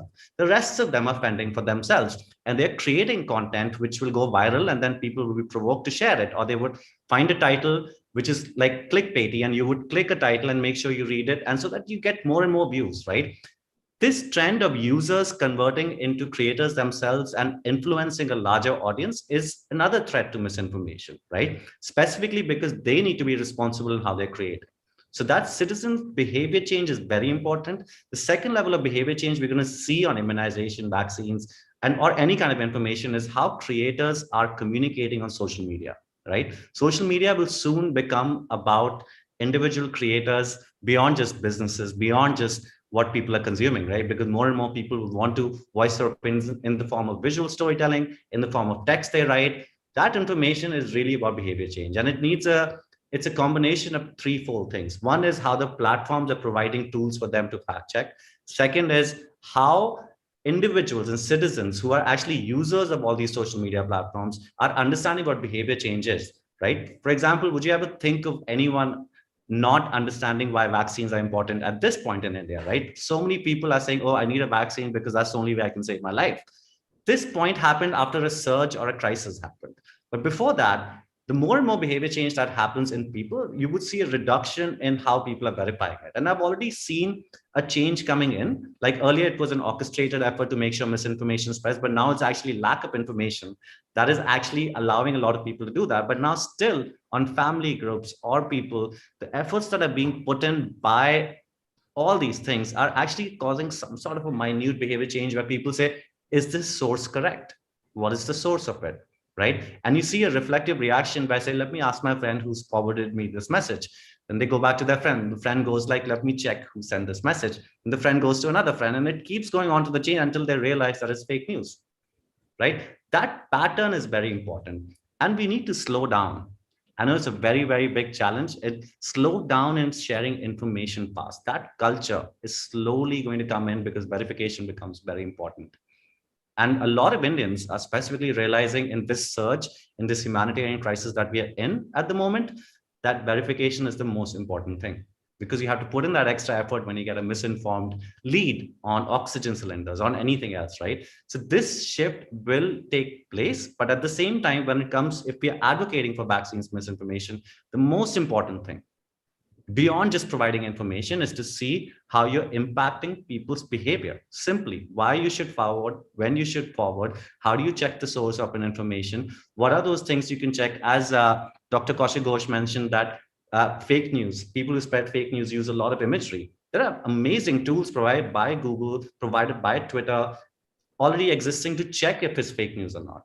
And those tools need to be amplified a lot more. Great.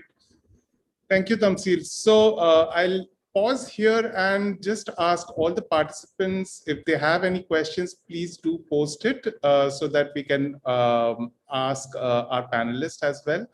I will come back to Abantika in terms of to put you in a kind of a spot that you recently authored a book, and based on your experience of covering India's story of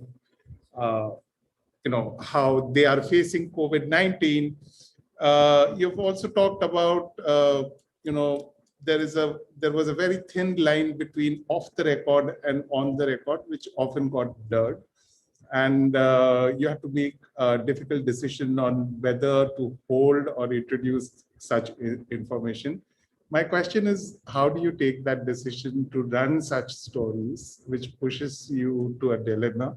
And also, I would like to add, what would be your advice to the upcoming generation of health and science journalists on navigating such situation and reporting accurately and responsibly? Abantika. So before I answer that question, as I was listening to Tamsil, I was thinking, and he was talking about verification and sourcing and all that. And I was thinking, finally, people are realizing how difficult our jobs are. We do all of that in a few hours to a maximum of 1 day. So anyway, so coming back to your question. So for me, when I was personally taking a call on how much to put on record, off record, whether to pursue that information, my benchmark was very simple. I was not going to quote anybody on anything that would put that person in a spot, because that person will not meet me again. It's very simple. I mean, I was always very clear, which is why some quite interesting stuff I had to even leave out of my book, because if I didn't name those people, it wouldn't be interesting. And if I name them, then it's public that they're talking to me. So it's not a good thing. So, I mean, it was sort of a very fine balancing act throughout. But I think way more difficult than that was navigating sort of this huge deluge of information on a daily basis that we were being flooded with since March. There were daily briefings. Even now there are 2, 3, 4, 5, I can't recall how many press releases every day. To actually navigate that sea of information and pick out the information that really matters. And I think it's part of a larger strategy to overwhelm with over information so that you don't know what to pick and what to write. And you're like, just end of the day, you're so muddled that you end up writing whatever is the first line of the press release. So, that's really been the most difficult part of covering this pandemic. And also the fact that the government of India has been sort of, they've been very smart with numbers. They have given out numbers only when in a way which shows them positively. So you can't really ignore that. When the government comes out and says certain stuff, you can't say that government is saying, I'm not going to write this, you have to write that. But then you have to put perspective, you have to look for data from other countries, population level comparisons and all of that to give it some sort of perspective. And when you do that, then you're also risking being trolled, which we are vehemently all the time. So, all of these things really added to the complications. But I think going forward, it's not so much about information One thing I must say, and this I thought again when Tamsil was speaking, there is there is a problem with the way we do our science communication. If our science communication doesn't get to people as much as miscommunication does, then it's just that the miscommunication is smarter. So we have to learn some things from maybe anti-vaxxers when we are writing about vaccines. Because if they're getting to people, that's the purpose. I mean, I'm not writing, I mean, yes, I am writing partly, I mean, I'm writing what my editor asked me to write, but I'm also trying to reach people, in which case I have to manipulate my sort of whatever I'm saying in a way that reaches people better, A. B, one of the issues with health journalism always has been that it has been public health journalism, immunization reportage, all of that has been, it's been practiced in a silo. And while, you know, nothing can survive like that, it has to be rooted in social and political realities. If immunization of a certain social class or a certain category is being left out, so that's the way to report it. There is no other way. Even if you call us, people who look for controversies, but those controversies start a conversation. What's wrong with them?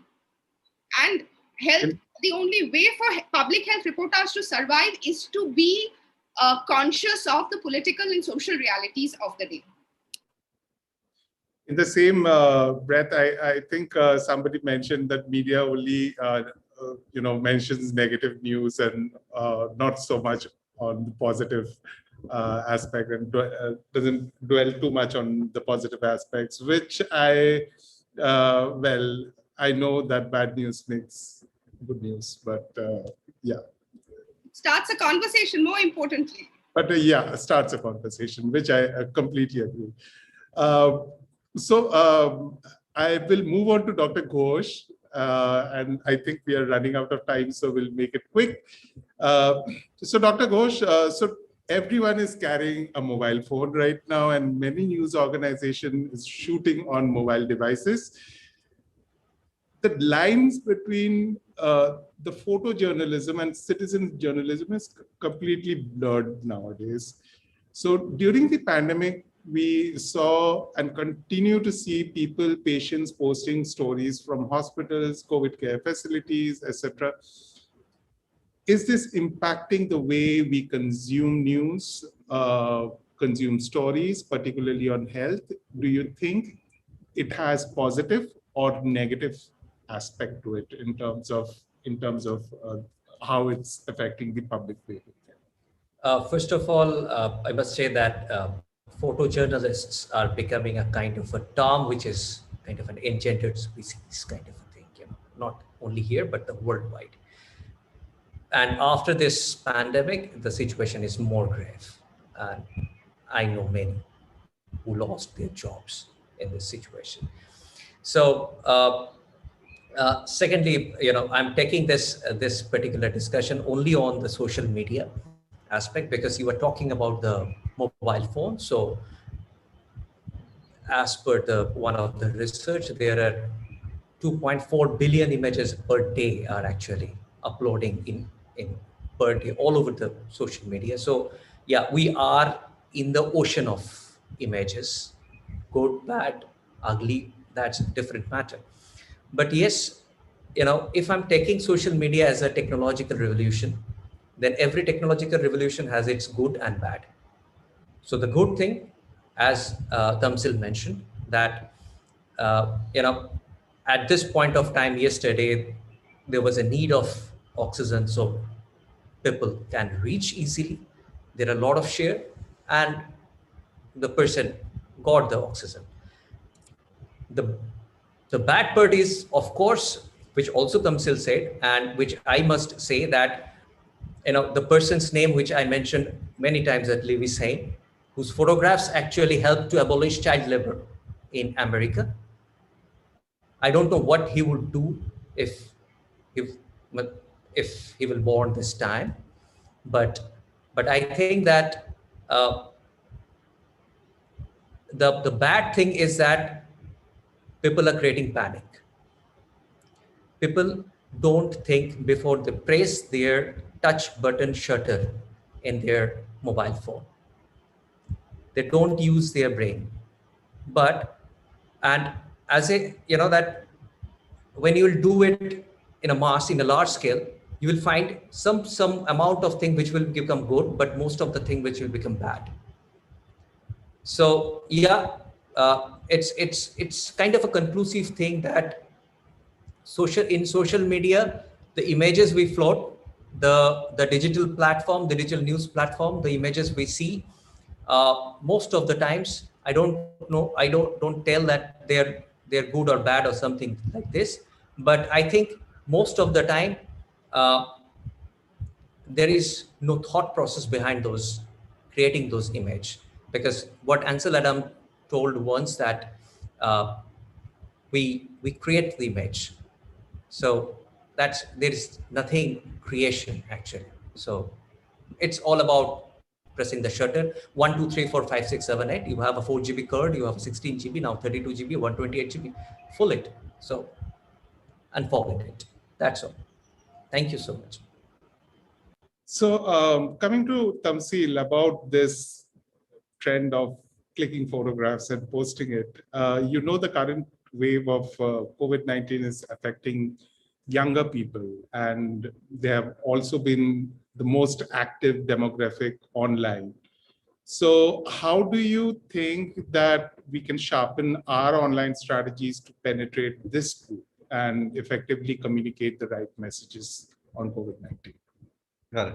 So, Kaushik, before, if I may, just following up on Dr. Kaushik Ghosh's point, the importance, right? My cousin Adnan Abadi, who's a recent Pulitzer winner, right? And he won his Pulitzer on documenting the Rohingyas, right? And when he takes a picture, I think his picture, when you see it, it's in every newspaper today morning, where you see like the relatives of family standing around the fire and engaging, right? And it's a very, very provocative picture, which is so brilliant for print mediums, for all digital mediums, right? Everything. When we look at a behavior change, we've seen like platforms like Instagram, Twitter, they are giving photojournalists, photographers such amazing opportunities to grow, because the difference between this beautiful weapon and a camera is that a photojournalist and a photo story can just communicate that one story to these amazing things.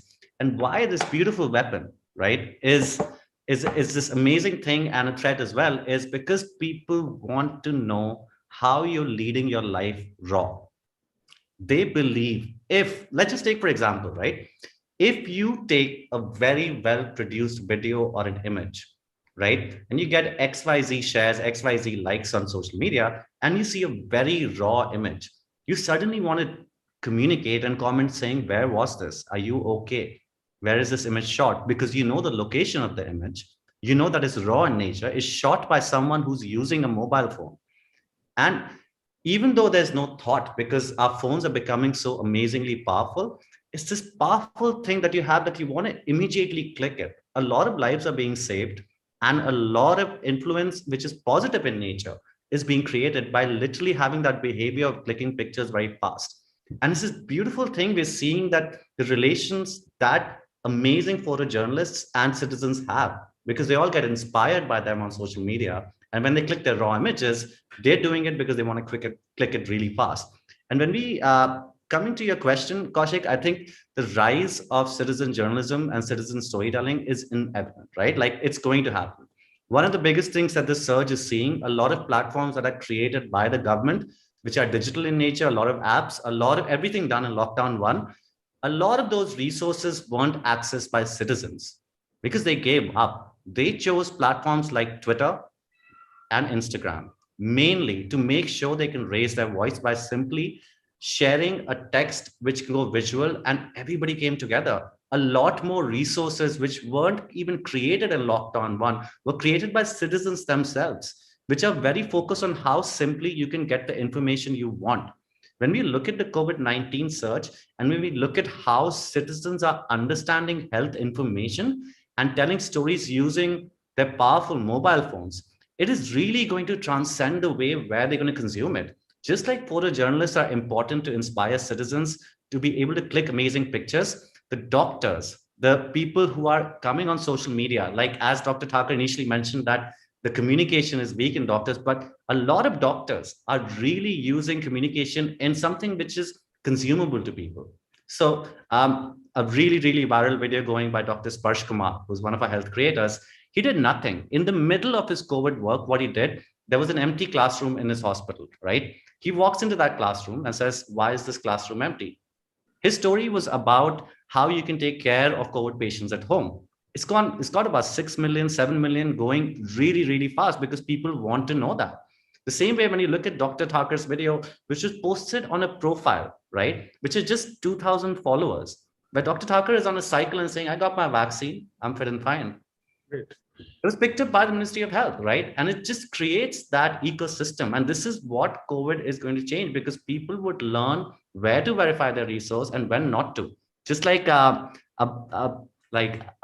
Abhita specifically mentioned, saying that how difficult it is for journalists to verify and what to put, what not to put. Imagine this behavior coming in the hands of citizens. And that's happening through crises like this. We've seen it happen during the Nepal earthquake. We've seen it happen during tsunamis, and now we're seeing it during this humanitarian crisis.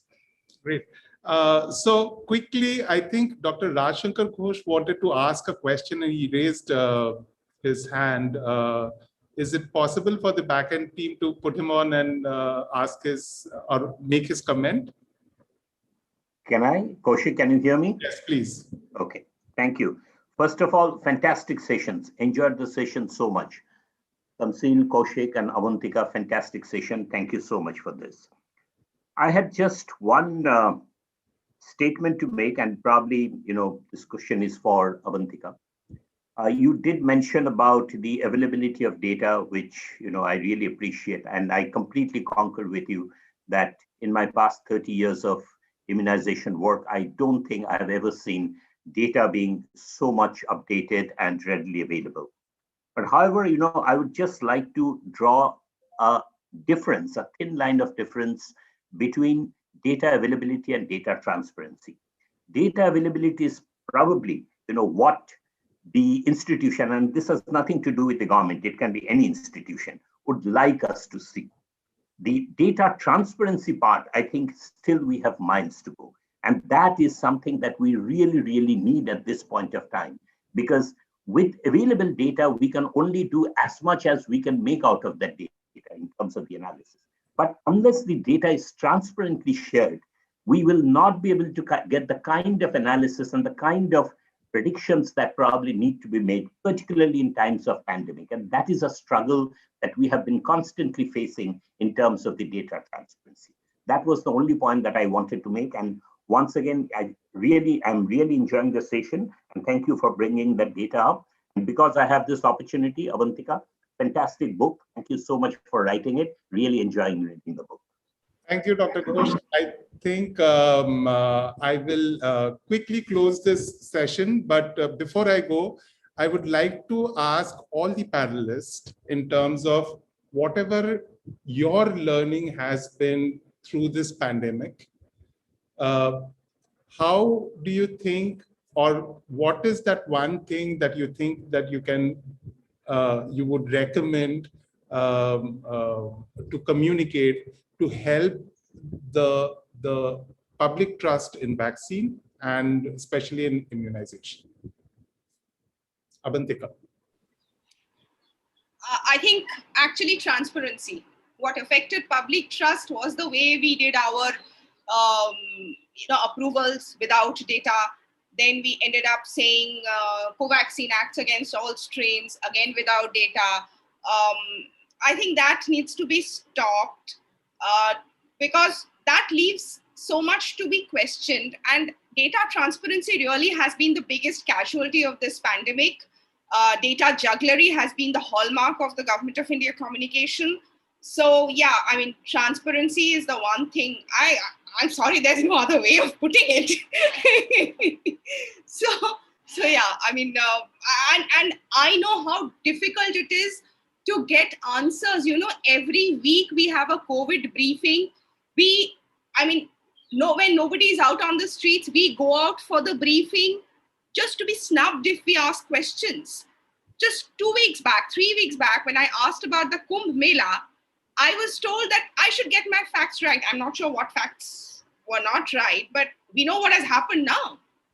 So it's this, and the hallmark of the government of India communication is, if you remember Sir Humphrey of Yes Minister, every day I sit at the briefing, I see Sir Humphrey in front of me.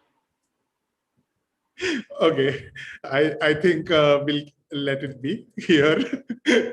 Moving on to Kaushik Ghosh. What is that one thing that you think that can actually help in immunization communications? I think proper IEC programs, because that is probably the area where all those, that confusion, controversies, and what actually Ms. Ghosh said rightly, that that more and more communication, but that communication should be in the language which the people understand. So basically into grassroots level. Grassroots level, because when you interact in the villages, when you go to the Ayodhya hill of Purulia, or to the remote of the Bankura, what Covaxin, what is pulse oximeter, and what is kind of a thing, so information, from top to bottom, that information should go. And that information also, that kind of what needs to be like I think that either Tamsil or Avantika, someone who mentioned that it is also needed to, listen from that grassroots, that what they need actually. So I think that's how the two-way communication thing. Okay. Otherwise, it will be an authoritative kind of a communication that will start. Interesting. Tamsil, last words. Yes, I think definitely I agree with data and the two-way communication, which is very critical. So I'm going to mention something because this is a beautiful platform. More and more experts and doctors need to start influencing on social media and become direct communicators. I really think that's going to change the way people perceive immunization. One of the biggest things we've seen that in the smallest of villages and the smallest of towns, a lot of people go to their doctors. If they have easy access to their doctors virtually, it becomes more engaging. And I know it's a tough time and a lot of pressure, but people are changing. And I think that's going to really transition the way how these communications and newer communities on this can be built. Great, thank you so much. I think Dr. Ghosh, you have raised your hand. I think I agree with Tamsil, only with one particular thing: more and more doctors, but with more and more public health professionals, not the cardiologists, not the NT specialists, not the orthopedicians, but the public health specialists who knows this thing better than anyone. Right, great. I totally agree. Yeah, that is. So I think our panelists, I would like to thank all of them, and thank you for your insights. I think what came out of this interesting session is finally the media and scientific community and public health professional partnership. There has to be more exchange of information and more transparent information. Thank you once again, Tamsil, Dr. Ghosh, and Avantika. Thank you all, and I hope you enjoyed this session. Over to you, Dr. Adarsh. Thank you, panelists, and thank you, Mr. Kaushik. So before moving on to the next session, I would like to request to all the participants that please provide your feedback. You can use the feedback widget by exiting your full screen mode and going into the session hall. It's a humble request, just please provide your feedback. So the next session is Meet the Expert session, where you will see a senior journalist, the print and the author of the book Billions Under Lockdown, the inside story of India's fight against COVID-19, Ms. Avantika Ghosh, in conversation with Dr. Heidi J. Lawson, founder director of the Vaccine Confidence Project. So Ms. Avantika, you're welcome, and you can take over the stage. Over to you.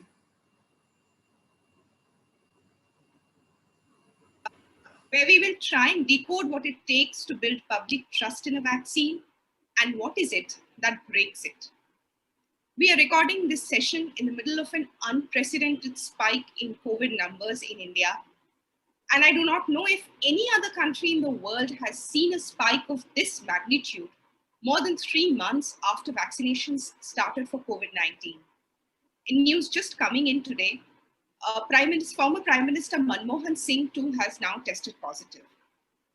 On that rather somber note, let me welcome Dr. Heidi J. Larson, Professor of Anthropology, Risk and Decision Science, and founding editor of the Vaccine Confidence Project at the London School of Hygiene and Tropical Medicine. Dr. Larson is also clinical professor of Health Metric Sciences, University of Washington, Seattle, USA, and guest professor at the University of Antwerp, Belgium. She is currently principal investigator for a global study on acceptance of vaccination during pregnancy, a project on the deployment, acceptance, and compliance of an Ebola vaccine trial in Sierra Leone, and a global study on public sentiments and emotions around current and potential measures to contain and treat COVID-19. She is also author of Stuck, How Vaccine Rumors Start and Why They Don't Go Away. Welcome, Professor. Good afternoon. Good afternoon. Or morning, wherever you are in the world. Yes. Evening to me, actually. Yes. So, Professor, let's just start off on this because we've been discussing a lot in India these days about vaccines, vaccine hesitancy, what it takes to build confidence, all of these things. So you have been actually studying vaccine hesitancy for decades. How have things evolved, and have the drivers of vaccine hesitancy changed? Well, there's some themes that go back to the 1800s, the first anti-vaccine league, which actually started in the UK. And that was about liberty and freedom of choice. And it really got triggered by the UK government making the smallpox vaccination compulsory. It was the only vaccine at the time. And the reaction was specific. In fact, it was called the Anti-Compulsory Vaccine League, not the Anti-Vaccine League. But that then led to other things, anxieties about it's not natural, it's against God's plan. And so those two themes about liberty and purity are still quite dominant in the global vaccine hesitancy issues. And then, of course, there's safety, which is always a theme. But how that plays out and the different narratives around it have evolved and are kind of culturally and politically, very politically dependent. We've seen that also in the context of COVID.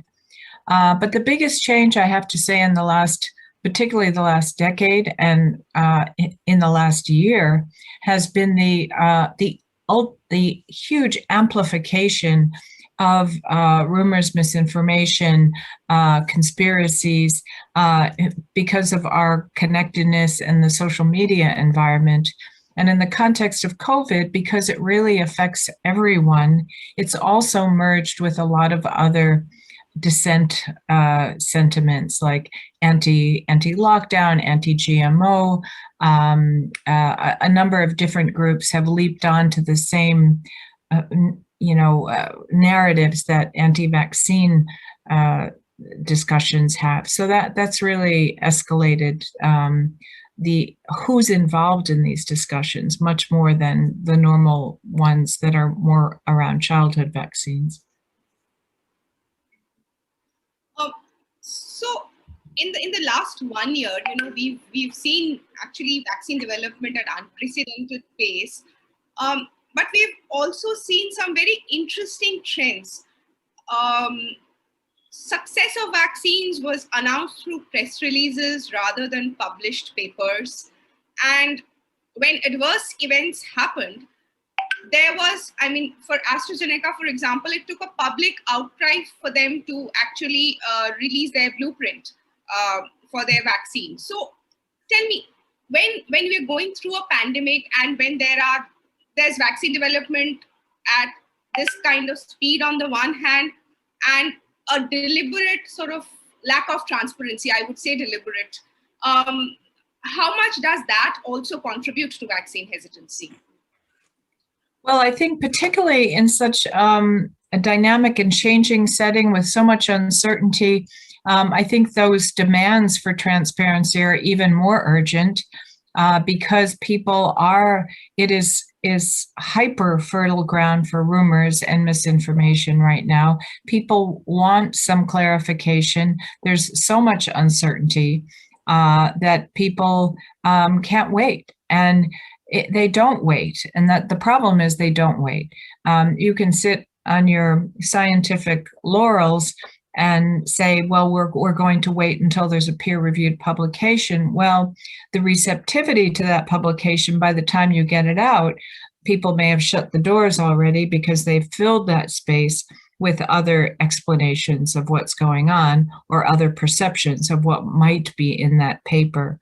And by the time it gets published, they've made up their mind. So it's quite a challenging environment to keep things credible, accurate to the extent that you can, while filling that space with some credible information.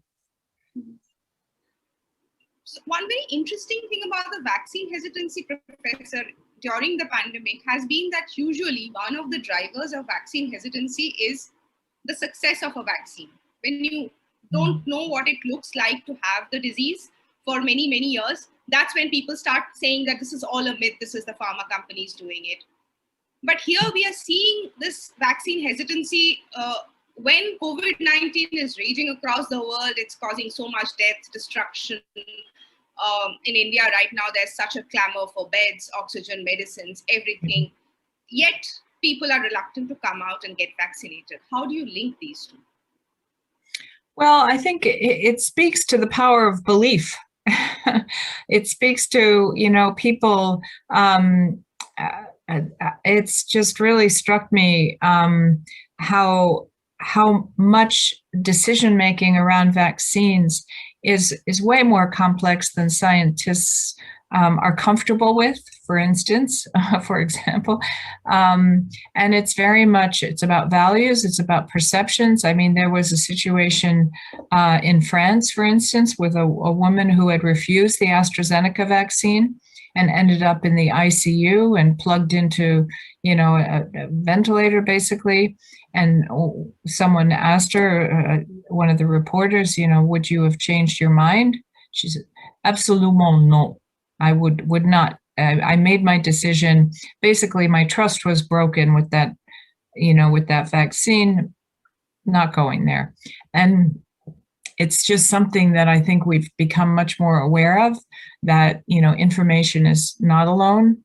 But it's not to say that people are against information. It's not that people are either emotional or rational. They're constantly, they interact constantly. And I think our job from the scientific community is to make sure that we get as much accurate as we can. And the perfect, as they say, is the enemy of the good. So why do rumors about vaccines spread in the first place? I mean, this is a particular case where she had issues with this vaccine, but generally when the rumors spread, when misinformation spreads, why do they spread and how do they sort of get stuck, and how do you get rid of them? How do you disabuse people of those notions to rebuild trust? Well, in my book, Stuck, I'll show you the cover. Can you see? Can you see it? Or no, it's not. Oh, there it is. There's a small space on the, I actually start with an anecdote sitting in traffic in Delhi and being stuck in a different way, but just to open the book. And I feel like we're stuck in the conversation between the public and health authorities. But I think the stickiness of rumors is another issue, as you point out. And that stickiness has to do with whether the public is, I mean, we see oftentimes one of the same rumors in 3 different countries or settings play out totally differently. In one country, it just fizzles and dies and people don't pay attention to it. In another, people can hold on to it and it can lead to a statewide boycott of a vaccine. But that's because of what I call the fertile ground factor. If people are anxious, uncertain, they have a historic experience of not being told the truth, these kind of rumors have a different appetite. If people are confident in another story they have, if they feel confident that this is a good vaccine, we need it, and then they hear, but they don't follow some of the rumors. But in other settings, it really has to do a lot with trust. And in the case of the woman in France, her trust with the company was broken. So now in India, when we started off on our vaccinations from January 16, the first set of people, and I think that's the case in many countries across the world, we started off vaccinating healthcare workers, doctors, nurses, paramedics, all of them, because they were the most at risk. And interestingly, that's also the group where we saw the most vaccine hesitancy. It's been 3 months, and I think just about 50% of that group is still vaccinated. So what is it that causes, it's one thing for rumors to spread and public in general to be vaccine hesitant, but what is it that makes healthcare workers vaccine hesitant? Well, we've been doing a lot of research and listening on this because this was also, even in India, an issue around the H1N1 vaccine. I think it was something like 85% of the healthcare workers in Gujarat had said no, thank you. And this was a vaccine that there wasn't enough for the whole country. It was prioritized for the healthcare professionals. And it feels like an anomaly that someone who's in a healthcare profession who should know better from a scientific perspective, why aren't they taking it? What's problematic about that too is there's such a critical influencer of other people. And one of the first things that people will ask a healthcare professional is, did you take it? And if, that kind of social proof, if they say, yes, of course I took it, that would motivate people. If they don't answer the question, which implies a no, it's very different. What causes it? Well, when we've done a lot of our research with healthcare professionals, it's pretty much the same reasons that the general public have. I mean, what's interesting, it's not that different. They're anxious about the side effects. They don't trust the company. They have issues with X, Y, or Z. They're very similar to the general population concerns. They don't, they're not leaping onto conspiracy, but I think that's the difference between what some people call the anti-vaccine groups, which are seeding more disinformation that's like intentional manipulation of information, versus people who are genuinely hesitant, and not because they're against vaccines in principle, but they just have their questions. And I think we have to be empathetic with publics right now in their hesitancy, because it is a complicated space, and we should be listening and open to people's concerns, and not that we can answer all of them perfectly, but we should not be judging people because they're asking questions. It's perfectly legitimate. Is it also possible that in case of healthcare workers, because of who they are and where they are, AFIs or adverse events, they tend to get magnified because they see many more of them around them in their patients? Is that one of the reasons? Well, I don't know if they see more of them around them, but I do think there is an anxiety sometimes about giving a vaccine, not just for themselves, but recommending one. And if that person has a problem, that they'll be responsible. because they administered it. I know that sometimes comes up. It's a hard one. I think it also depends. We've seen that it really varies across different healthcare specialties. Doctors we see are generally better vaccinators than nurses.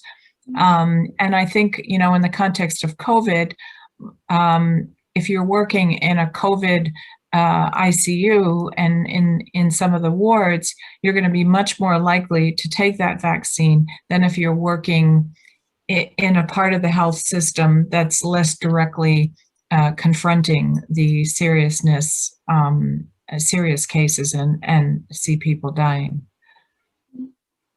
So in your book, Stuck, How Vaccine Rumors Start and Why They Don't Go Away, you talk about how rumors, anxieties, and emotions can spread like digital wildfire and disrupt vaccination efforts. So how could you share some takeaways on how effective immunization communication campaigns and policy efforts can be planned? Well, I think that there are a number of efforts out there to try to fact check, and when things do come up that are clearly misinformation, that, for instance, some of the social media companies are putting tags up there and saying, be careful, this is not confirmed. And I think that to the extent that they can be interrupted is good, but we can't just take down a piece of information without putting something else there, because the reason people are believing it is because they're looking for an answer to some of their questions. So I think that's a really important consideration. What's really concerning is the rapid amplification of the wildfires as I talk about them, because if you don't get them early, they can spiral out of control. So I think one of the things we've learned is you don't want to directly confront one. I mean, you don't want to get caught into that. If someone says, vaccines kill, you don't leap straight into that social media post and say, no, they don't, because then that will amplify the original post. What you need to do is circulate it with another story that it gives a more accurate view without being directly confronting, because the way these algorithms go, if you directly interact with a negative post, it can even help the spread. Even though your message might say, don't believe this, it backfires. In India, we've been using a lot of religious leaders in dealing with vaccine hesitancy. Is that the experience in other countries as well?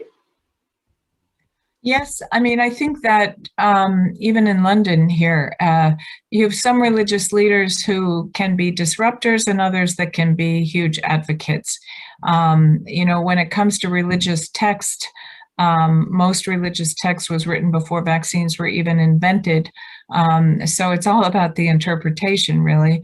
But I think we certainly, even in London, as I mentioned, I know in a number of places in Africa, in the US, I mean, it's really been, we've seen all kinds of, actually what's been interesting, it's across different religions, but we've also seen other kind of community leaders that maybe not, who haven't typically been involved, shopkeepers. In London, one of our most affected communities has been the Bangladeshi community with very high mortality and cases. And a group of restaurant owners got together and did a campaign to get vaccinated for their community, for their being able to open their businesses again, but also for their extended trusted network. So getting people who are known in the community, getting people who are familiar and trusted is very important, especially in some cases in the world where the national leaders are in denial even of or trying to promote alternative approaches to organic drinks and different kinds of syrups and I mean, I think that the more local you get the confidence, the better, because that can really help communities in the face of a broader ambiguous setting. We're actually seeing a lot of that here. Ayurvedic medications and all of that being promoted so at the level of the government. So that's very interesting. So how do you think vaccine hesitancy, like you gave the example of the French woman, how do you think vaccine hesitancy in developed nations, it percolates down to, countries around the world? Yeah. So how do you think that affects these reports?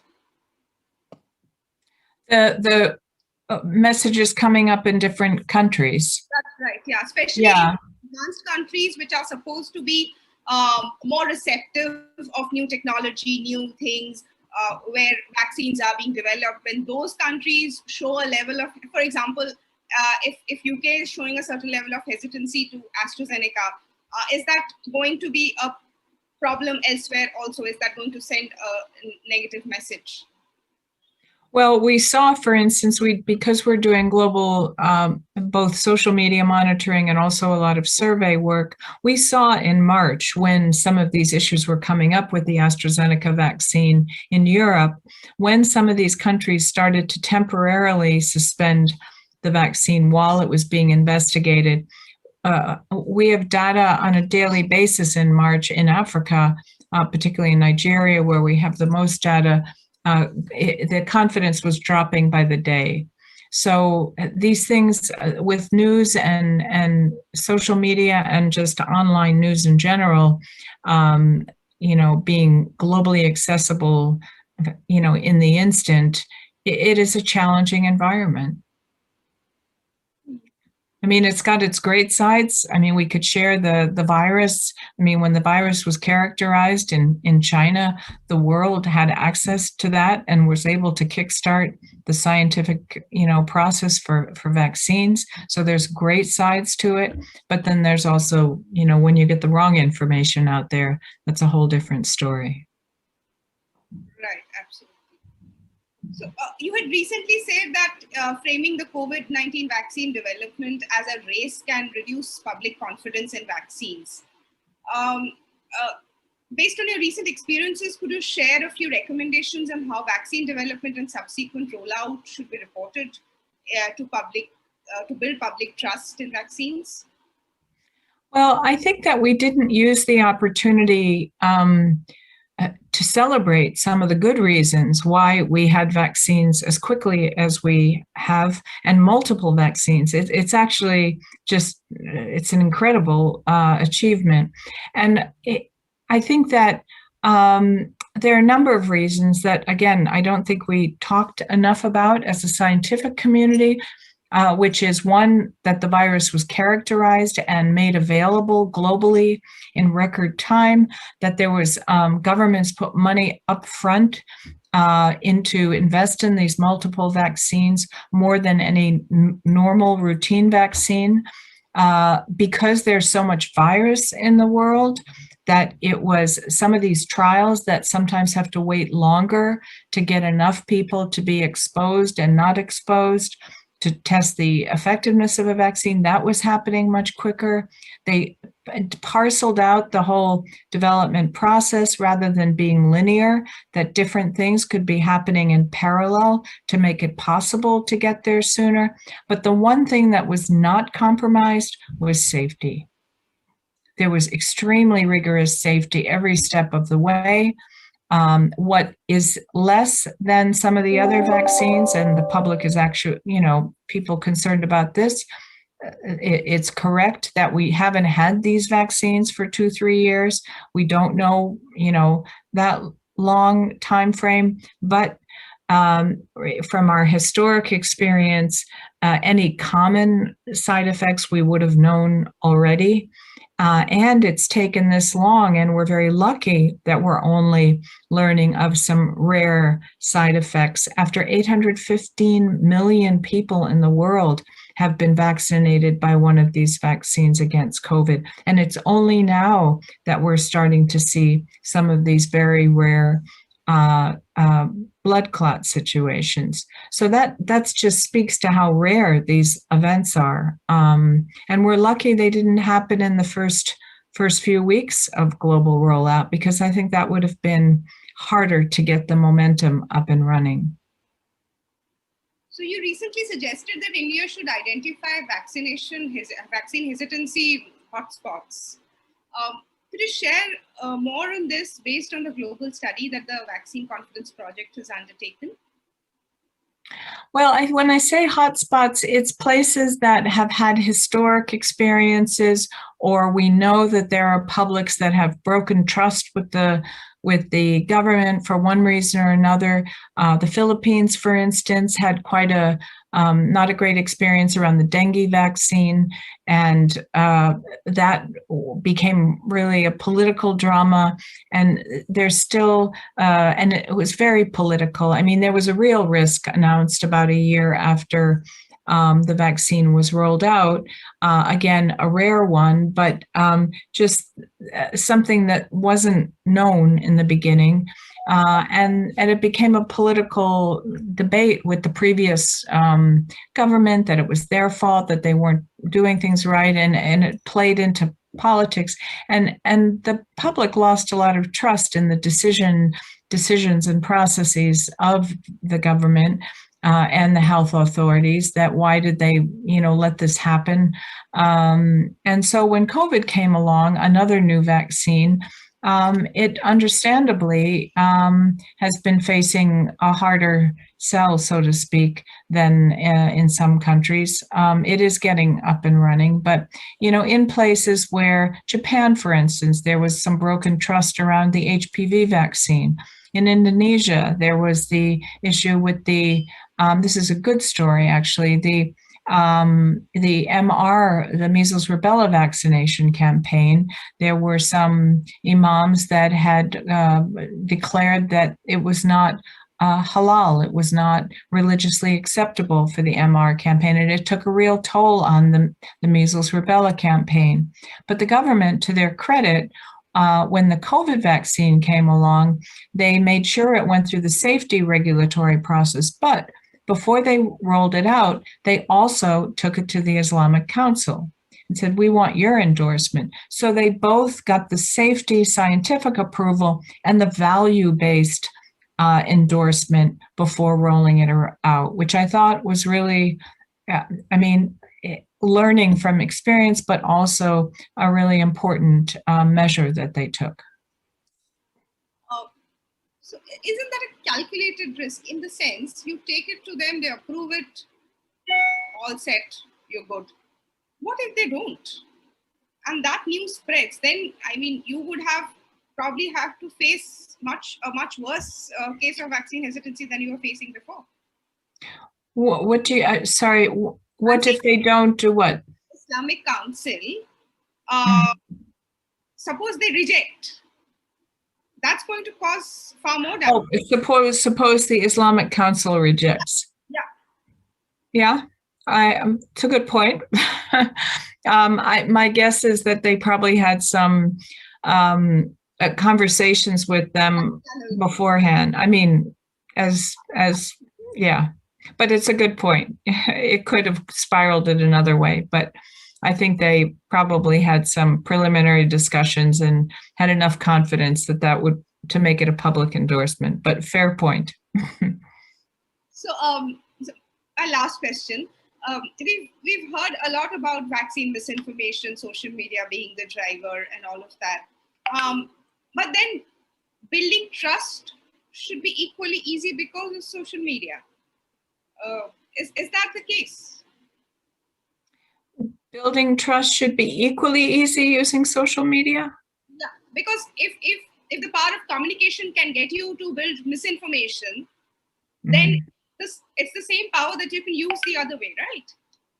No, actually, because people have much more appetite for, unfortunately, for negative. I mean, we see, people ask, I'm constantly asked, well, you know, there's all this misinformation. Does it really impact on people's behavior and decisions?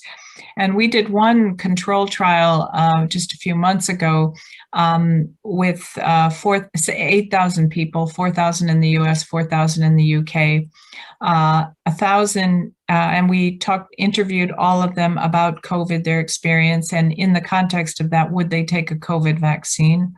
And then we came back and we showed 1,000 in each country, positive scientific-based information. And then 3,000, we showed 5 of the most frequently circulating pieces of social media misinformation.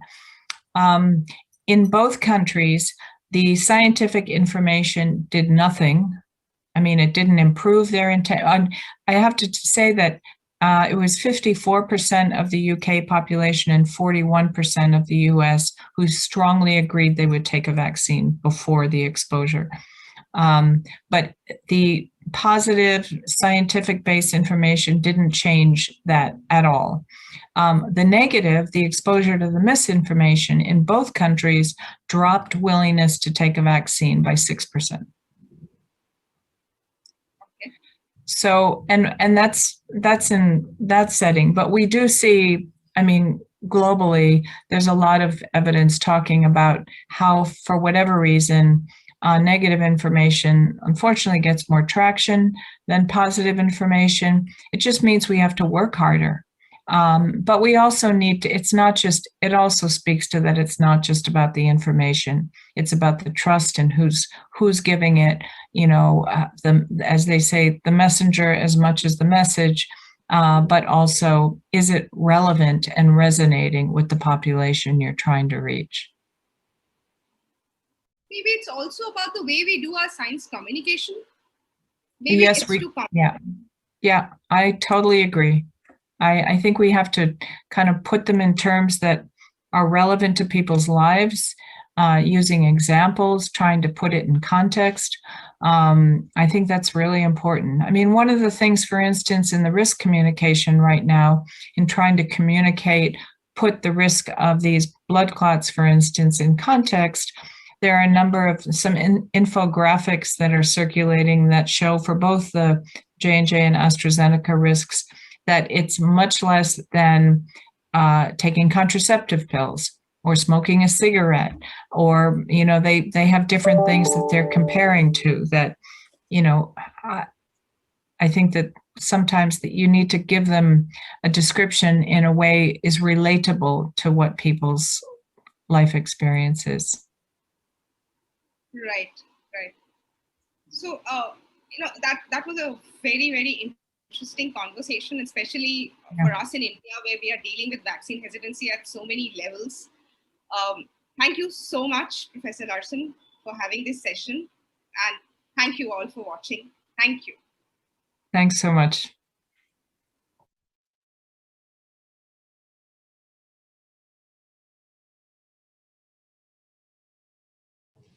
Thank you, Ms. Abantika, for such an enriching session. So it was indeed an enriching 2-day symposium. We are coming to an end. So I would like to invite Dr. Madhu Gupta, professor in the Department of Community Medicine and School of Public Health, PGI, to deliver the closing remarks. Over to you, ma'am. Thank you, Dr. Adarsh. Thank you all. This was like what an academic feast. So we have come to an end of a 2-day virtual symposium on ensuring immunization for all to mark the beginning of World Immunization Week from 24 to 30th April 2021. I feel proud to announce that we have had huge participation from participants all over India, which in itself indicate that the topic has generated so much interest among the participants. I would like to thank our collaborators, including Global Health Strategy, New Delhi, International Vaccine Access Center, Johns Hopkins University, the Bloomberg School of Public Health, in assisting us in organizing this very important and pertinent symposium. I extend my gratitude to Director PJMER, Professor Jagat Ram, and Professor Amarjeet Singh, head of the Department of Community Medicine and School of Public Health, for supporting us in organizing this symposium from PGI. We have witnessed fruitful discussions in these 2 days, and I'm extremely grateful to all the eminent experts and panelists who have enriched the symposium with their knowledge and vast experience, including Dr. Kate O'Brien, Director, Department of Immunization, Vaccines and Biologicals, World Health Organization, Dr. Anuradha Gupta, Deputy CEO of Gavi, the Vaccine Alliance, Mr. C.K. Mishra, former Secretary, Ministry of Health and Family Welfare, Dr. Raj Shankar Ghosh, Bill and Melinda Gates Foundation, Dr. Pradeep Haldar, Advisor, Reproductive and Child Health, Ministry of Health and Family Welfare, Dr. Mathuram Santoshan, Senior Advisor, Johns Hopkins University, Mr. Neeraj Jain, Country Director, India Path, Dr. Kosin, Senior Policy Researcher, National Institute of Health Research and Development, Ministry of Health, Indonesia, Dr. Suresh Jadhav, Executive Director, Serum Institute of India, Dr. V. Krishna Mohan, Executive Director, Bharat Biotech India Limited,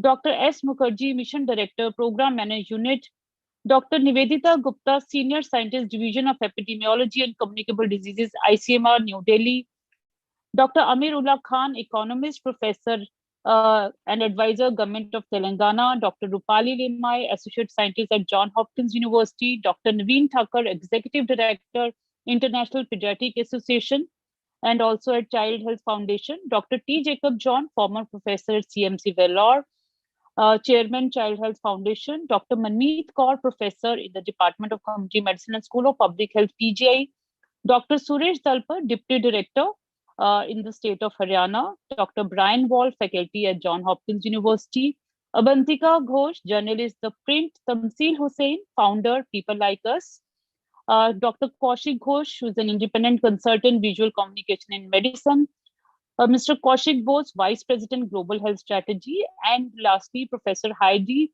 Larson, Founding Director, Vaccine Confidence Project, London School of Hygiene and Tropical Medicine. So the key messages I would like to share with all of you in these 2 days. The first day focused on strengthening the routine immunization. And today we learned about how to deal about vaccine hesitancy. So the major messages were that India's contribution to immunization efforts globally and regionally are tremendous, including its role in provision of COVID-19 vaccines. India's UIP has increased the number of vaccines from 6 to start to 12, which are currently in the UIP.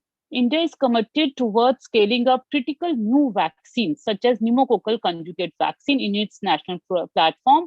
And we have learned its implementation from our neighboring country, Indonesia. Mission Indradhanush, especially the intensified, with a strategic approach to cover left out and dropouts, contributed significantly in achieving the full immunization coverage to nearly 77 to 80%. And there has been increase in the coverage to about 7% every year. And the emphasis should be, this is being told, the emphasis should be on healthcare, including preventive, which is by vaccination and promotive care, and not only hospital care. And immunization should be a very important component of the primary healthcare. Neotechnology served as a boon and contributed in strengthening the implementation of the immunization program, which should be continued, like BVM, EVIN, and now we have COVID portal. And we can also think of having e-registers. PATH, the international organization, is working on newer ways of delivering the vaccines effectively to help the government of India in achieving the goal of 90 to 100% immunization coverage. Especially, they are working on having cold boxes with fridge inside, nasal vaccines, etc. There's a big role of private sector, which is being realized in the strengthening of the immunization program, especially leading it to 100% coverage.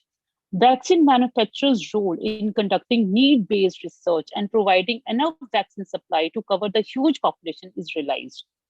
Now, today we learned about how to deal with vaccine hesitancy and the messages which we learned that give people right information.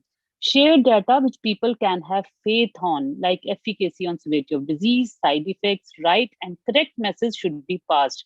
Messages could be tailored made. People's concern is to be taken into the consideration. I think that is what is at the central stage. This is what we learned throughout. Fast and transparent communication should be there. Trust in the authorities or implementers should be there. Health should not be a political issue. So we have learned a great deal about how to deal with vaccine hesitancy today. Role of media or social media, including Facebook, Twitter, Instagram, WhatsApp, etc., as a change agent is significant and should be used as a very important tool to build the confidence. So community itself is becoming aware regarding the fact-checking data, which is a very good information which Tamsil has shared. And also there is increasing access and transparency to community in the language, should be there in the language they understand.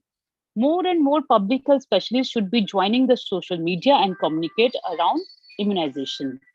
And in this last session, we learned that there is a book written by Dr. Heidi Larson-Stuck, which covers most of these issues on vaccine hesitancy. And one particular issue which I really like that she talked about, there are issues between public health authorities and communities, which needs to be paid attention to and should be felicitated so that people develop trust in the vaccine. And one example she shared regarding involving religious groups like Islamic Council in approving the vaccine before implementation can also build a vaccine confidence among resistant communities. So we have lot of very good learnings how to deal with the vaccine hesitancy.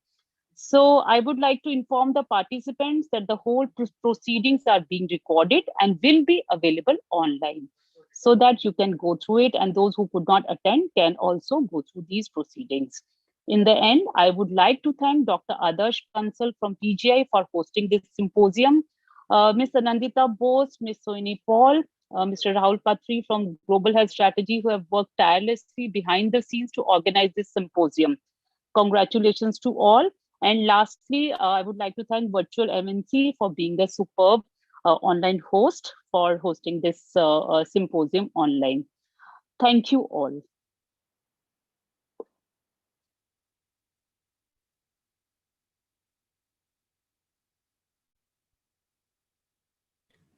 Thank you, ma'am. Thank you for your kind words. So I'll request VMNC and the GHS team to adjourn the session.